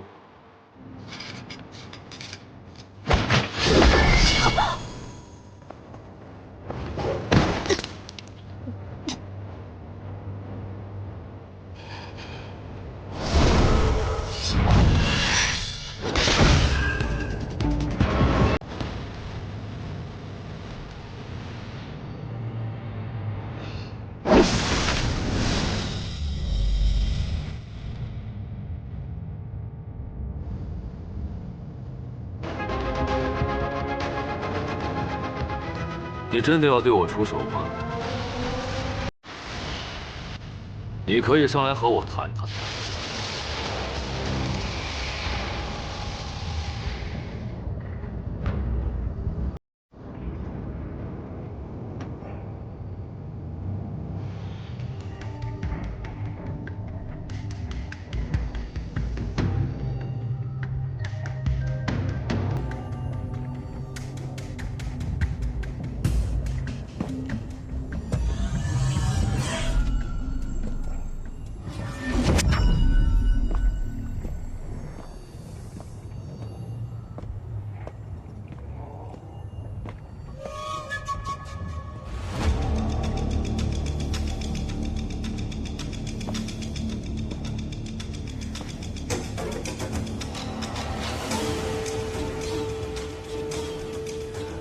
皇府龙洞，你究竟想要做什么？方才在月宫，我的前部下告诉你，我需要你的武神躯去放置所迫，来打开这个祭坛，让我得到里面的力量。你休想！我凭什么帮你？你不用对我这么有敌意。到现在为止，我都还在帮着你呢。我的那些忙，我不需要你帮，我自己也能对付。成天把自己铺垫得像个高端反派一样，到头来还不是用我朋友的生命来威胁我。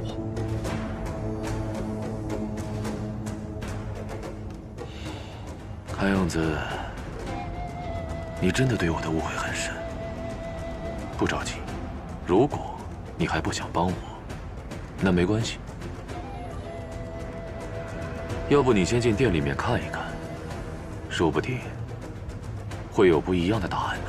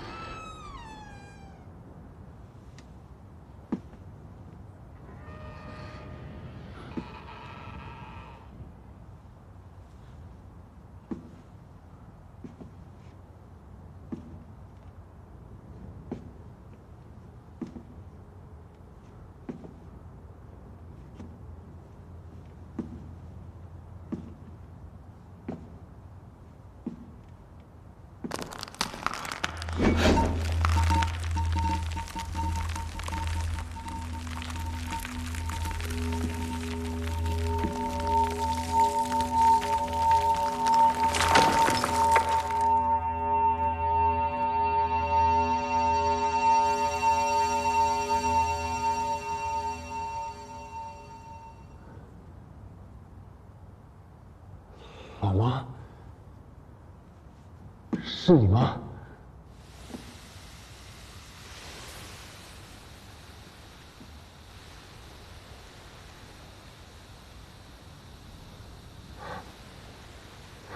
真的是你！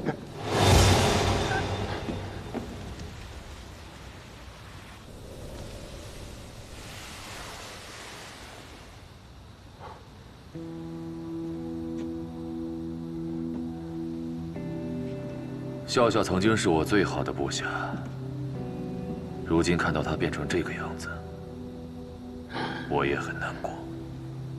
是你把他害成这样的？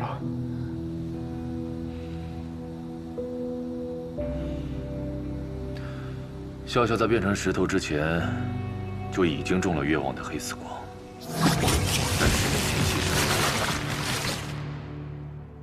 牲。而现在他之所以会成为恶灵，是因为镇魂将越是强大尽职，死后便越可能化成恶灵。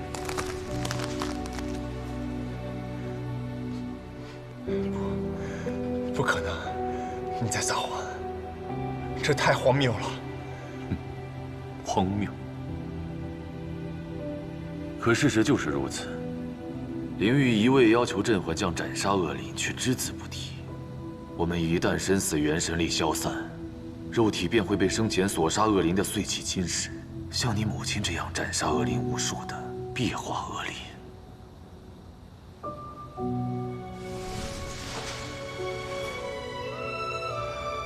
我妈，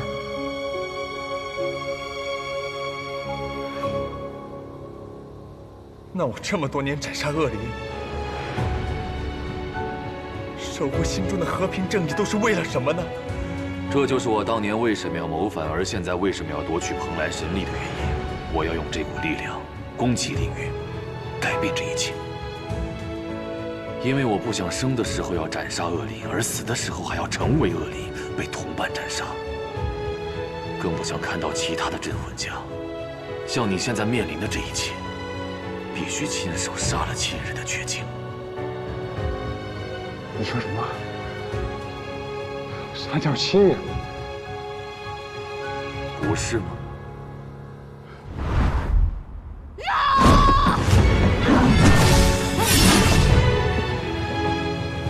老妈，我认识我的妈，是我妈。你快醒醒吧！该醒的人是你。人一旦变成恶灵，就没有意识了。你不杀他，他就会杀你。陶渊明，助我夺得神力，我们一起改变镇魂界。这可是我的母亲，我绝不会杀她，我更不会帮你。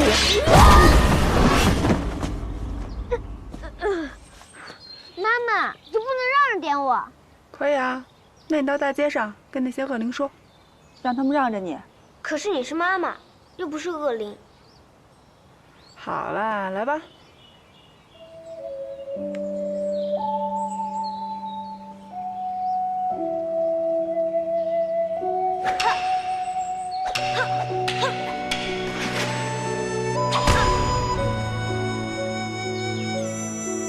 下来。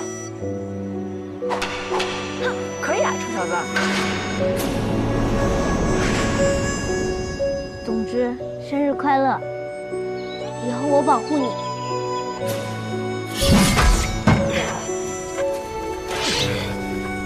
一定会有别的办法，一定会。我答应过了妈，我死也要保护她。那你就死吧，不要理黄甫龙斗的鬼话。既然正义的终点是邪恶，镇魂将也终要变成恶灵。那不如现在就到我这儿来。这世上的正邪善恶本就该由强者决定，让我们一起拿回我的力量，成为这世上最强的主宰，去把他们口中的恶变成正义。成为你，是不是就不用杀了老妈了？当然，只要拿回力量，我就能控制天下的恶灵，他还会跟你站在一边，永远的在一起。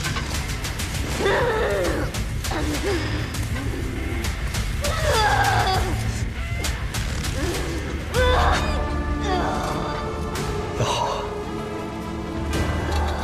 我把我的全部都给你。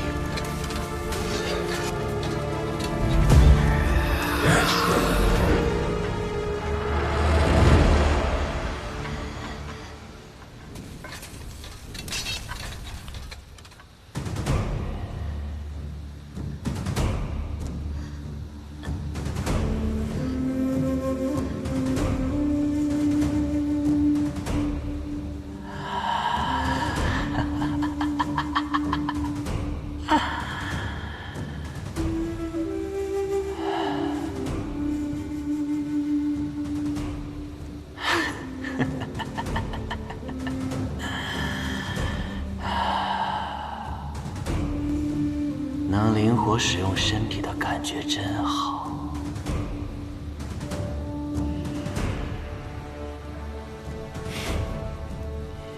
你就是那个打伤了天虎，拿走了锁魄，妄图侵占我力量的黄甫龙斗吧？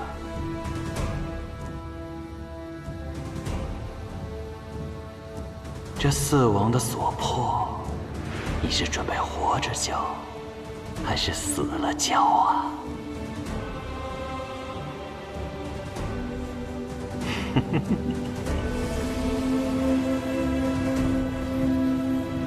他出来了。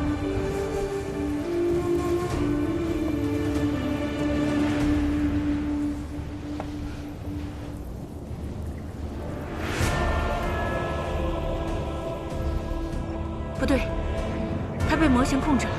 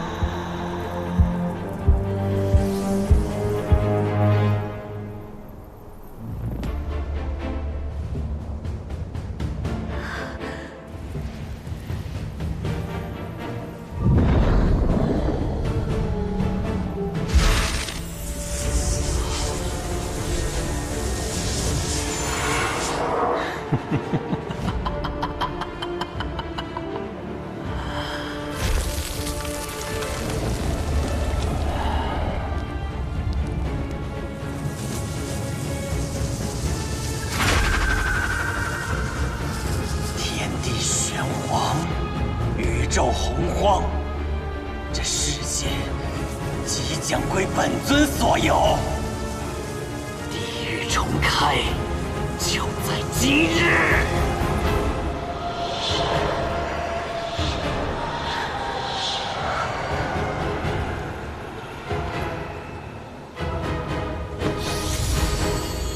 这神珠乃上古神物，还请谨慎使用。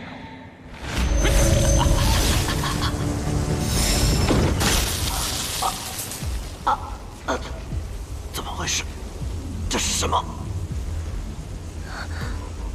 此珠乃上古神物，可驱使任何人为我所用。从现在开始，你只能听我的号令，成为我进攻灵域的最佳战力。狡猾的人类，你是不是早有预谋？就等着我夺回力量的这一刻。不错，这一刻我等了10年了。原来你早就知道蓬莱里藏的是本尊的力量，可天虎不是。我早就料到他会背叛我。什么用四王的锁魄融合成魂药，那都是骗他的。曹彦斌的武神躯最大的功用，是在融入你的残气，画出模型，夺回力量，这样我才好驱使你呀。难怪你要让曹彦斌杀掉他的母亲，你就是故意的。你知道他不忍心。你猜对了，我要不这么做，他怎么会这么早选择你呢？不能动！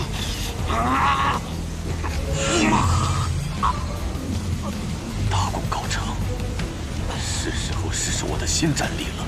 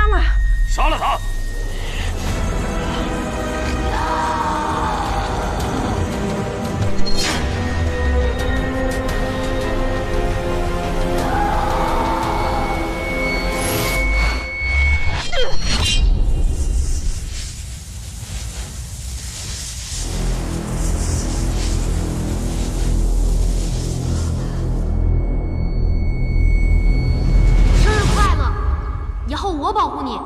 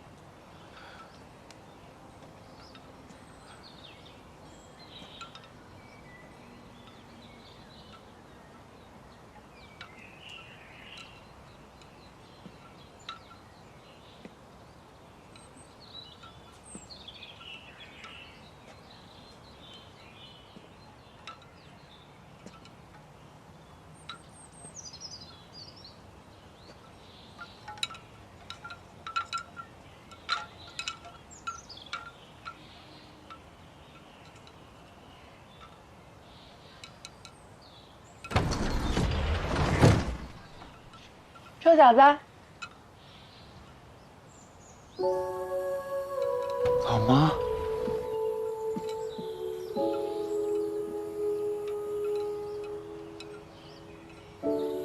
我这是死了吗？你还活着？我还活着？那难道先前是在做梦，或者是我产生了幻觉？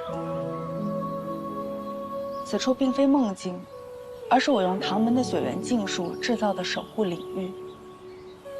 守护领域。当年我得知自己因杀恶灵无数，死后大概率会变成恶灵。我很震惊，也很愤怒，但我更担心的是，将来有一天我死了，变成恶灵，同你或者小亮相遇。会伤到你们，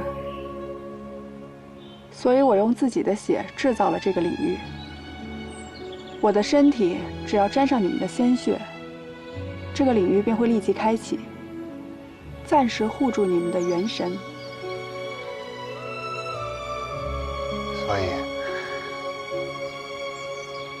老妈，你是真的已经死了，是吧？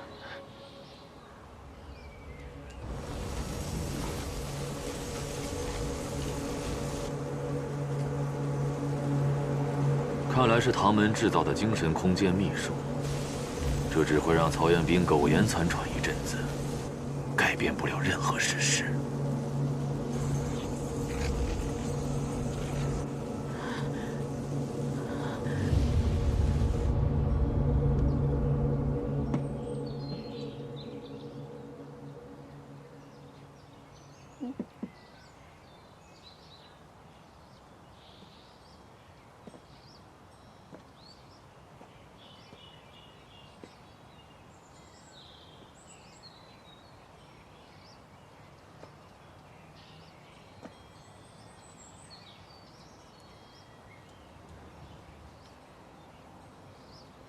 老妈，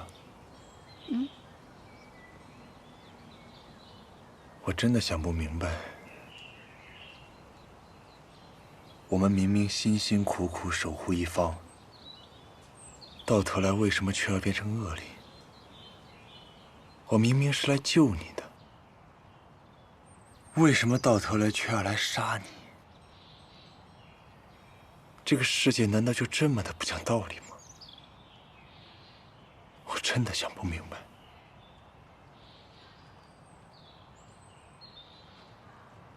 我之所以在这里留下一丝我的意识，就是想告诉你们，即便最终你们不得不杀了我的恶灵，你们也没有做错什么，所以不要因此而自责。至于你说的想不通，这世间的道理和答案，本就需要我们自己去寻找、去坚守。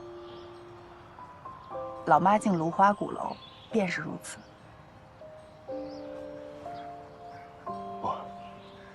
那是黄甫龙的，他骗你的，他利用了你。你老妈我，可不是被骗的哦。当年进鼓楼前，我怀疑过黄甫龙斗另有阴谋，但我也调查过。蓬莱神力这个传说确实存在，这就意味着净化恶灵依然有实现的可能。就算这个传说不一定真实，我也愿意为了这一点可能性而冒险。所以无论结果如何，都不后悔。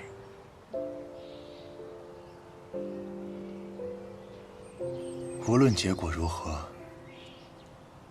都不后悔吗？臭小子，你我都拥有远超普通人的力量，但真正的强大并不在于力量本身，而在于你如何使用这份力量。明白自己为何而战。老妈，我就是按照自己的意愿，在认为对的事情上拼尽全力，又怎么会后悔呢？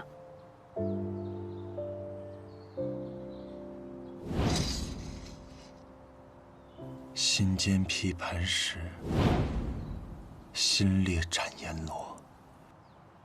没错。所以你呢？你的心又是什么呢？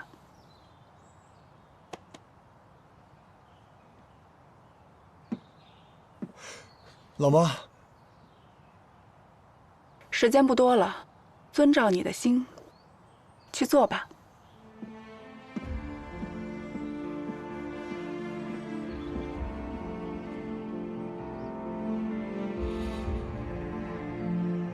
这点苦都吃不了，以后还想不想当镇魂将了？什么叫强？就是能承担得起被辜负、被背叛带来的后果，也要能在愤怒和怨恨中守得住自己的本心，这才叫强。人一急躁就没有办法思考，越着急动作越不得法，当然打不开了。当你安静到可以听见自己心跳的时候，就没有什么锁可以困住你。不过呢，比起保护我，老妈更希望你可以好好保护小亮，保护好罗刹街。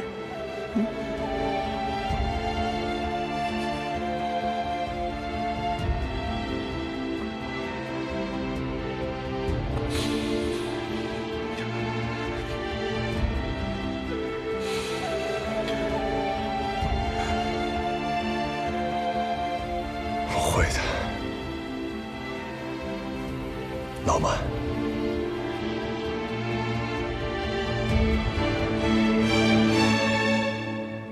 原来你在这里，曹延炳。黄甫龙斗那个家伙竟然敢暗算你我，咱们趁这个机会一起回去把他给解决掉吧。怎么不说话了？都这个时候了，你还在犹豫？别犯糊涂了。这个守护领域一旦消失，你我都会落入黄甫龙斗之手，这应该不是你想看到的结果吧？你说的没错。很好，你终于想通了。我确实是想通了，不过我想的是，到底怎么样才能干掉你，让你不要再为祸世间。只要你消失了，黄甫龙斗的计划自然也会落空。曹彦斌，就凭你这个乳臭未干的毛头小子，你一个区区人类，你能做什么？你本就不是我的对手，如今我已取回心脏，力量尽数回归，你想干掉我，就凭你和你那几个守护元神吗？我确实是干不掉你，老鬼，但我能干掉我自己。你说什么？你可别忘了，你现在用的是我的身体。你的心脏是在我的胸口里跳动，你的力量也是在我的血管里流淌。那如果我把我这副身体给毁掉呢？你以为毁了身体就能干掉我吗？这只是你的推测。我告诉你，我不一定会湮灭，但你一定会死。我知道我必死，但万一能烧上你，你就为了那么点万一赔上自己的性命，值得吗？我可以输，但你们绝不能赢。哼，行。曹彦兵，你不怕死是吧？那你怕不怕变成恶灵？一个拯救世界的英雄，到头来却沦为人们喊打喊杀的存在，你甘心如此吗？你舍命保护的那些无知弱者，他们能明白你、记得你、感激你吗？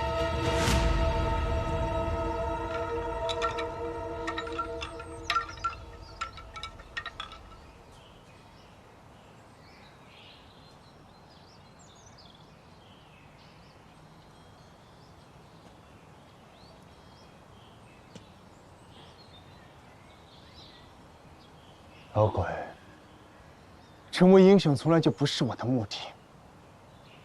我追求力量，拼命战斗，自始至终都是为了一件事，那就是守护。只不过，以前是为了守护眼前的这条街和我的亲人、伙伴。哥。 这条罗刹街，我说了算。抱歉，我早上睡过头了，好像来的正是时候。为了吗？而现在，我要守护更多的人，更多的地方。你们要打架？ 我可以帮忙吗？如果你想去鼓楼里救你姐姐，我们3个都可以帮你。一言为定。一言为定。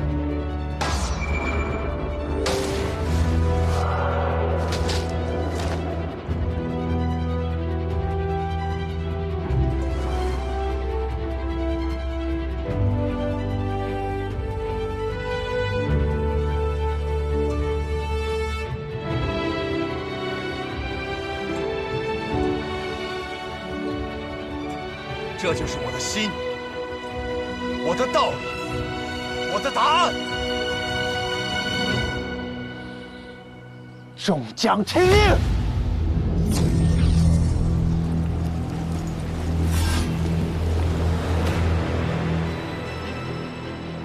不！守护元神的职责是保护主人，伤害了主人，自己也会灰飞烟灭的。他们不会蠢到这么做。那是普通的守护元神。 而我的将军们，他们不仅是守护元神，更是一群战士。凡我将士，主令所加，莫敢不从。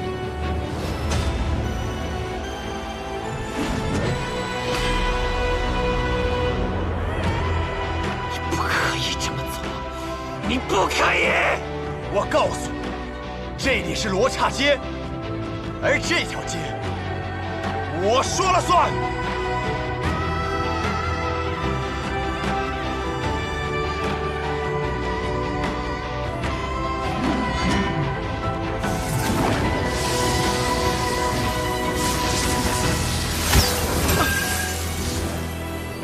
陈兵，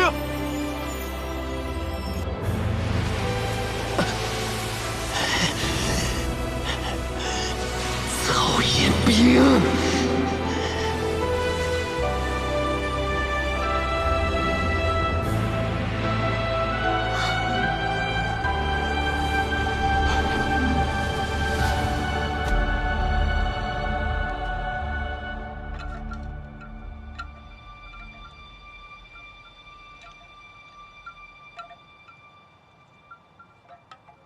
老妈，我马上也要变成恶灵了。臭小子，你做的很对，老妈为你骄傲。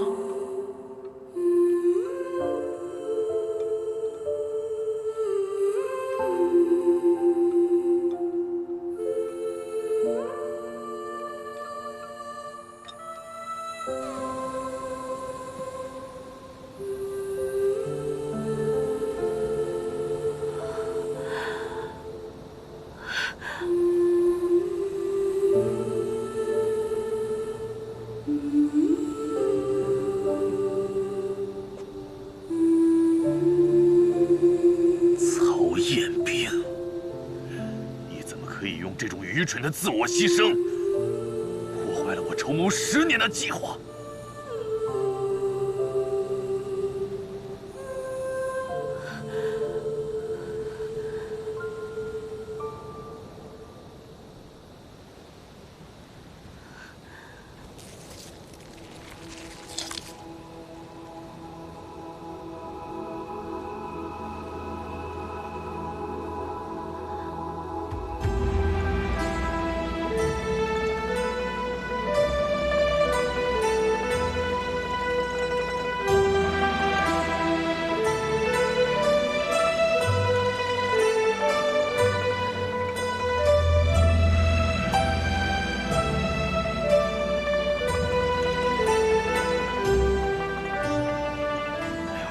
无全尸！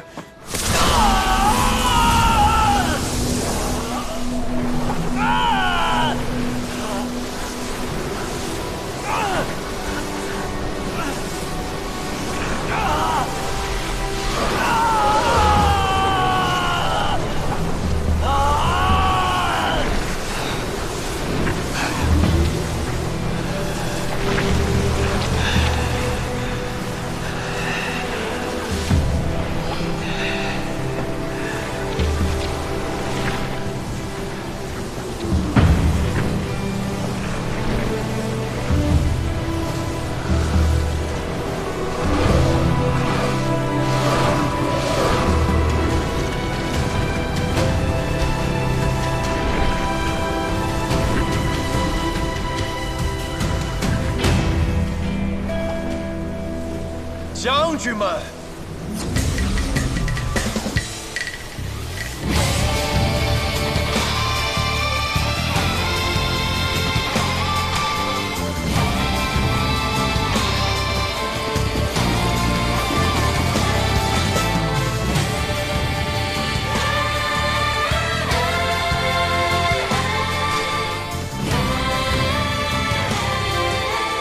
，7个守护元神。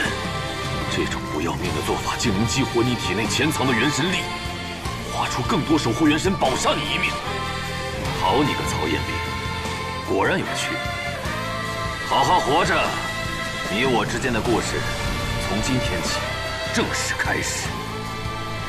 我们走。罢了，主人觊觎，不如继续追随强者。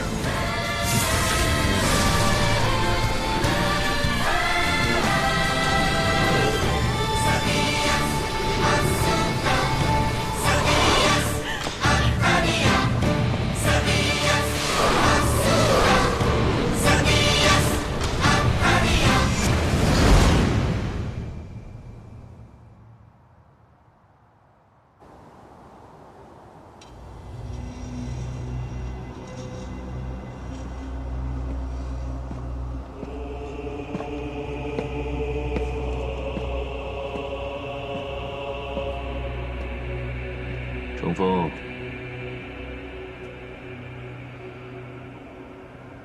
失败了，功亏一篑。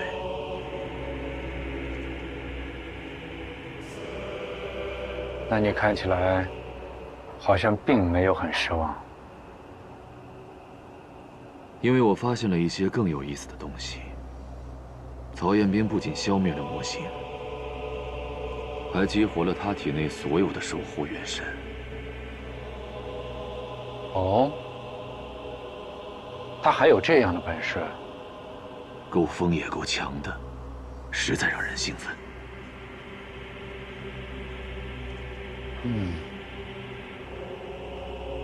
若是照你所言，日后他定将是一个很有意思的对手。镇魂界的格局。 势必因他有所改变，这不是很好吗？到时候让林玉那帮老家伙头疼的，就不再只有我一个人了。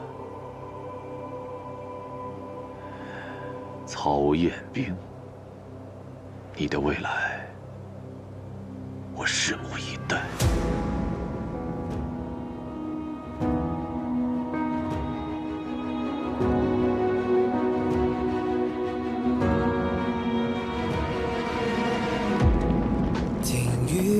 的心中，在蚕食着一年，看具象的世界，战痛着慢慢前行，我们穿过浓烟。如花鼓楼之行终于结束，夏灵随后在空神之森中找到了那片元皇花海，与父亲重逢。而北洛也会继续寻找愈合水儿元神碎片的方法。至于我，则会带着老妈的未竟之志，带着镇魂街的谜团与秘密，继续向前。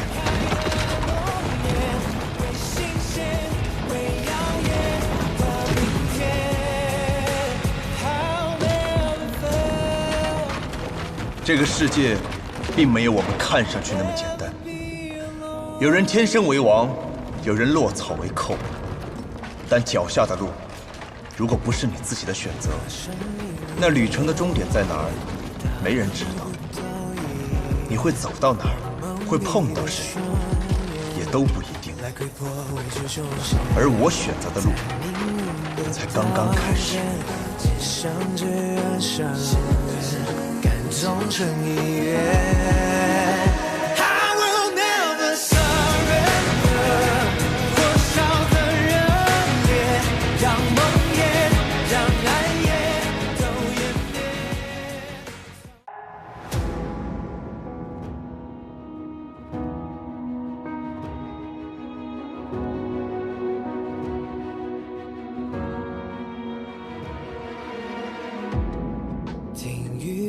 心中在蚕食着一年，看具象的世界，颤动着慢慢倾斜。我们穿过浓烟，无畏风浪过街，便赤足上前。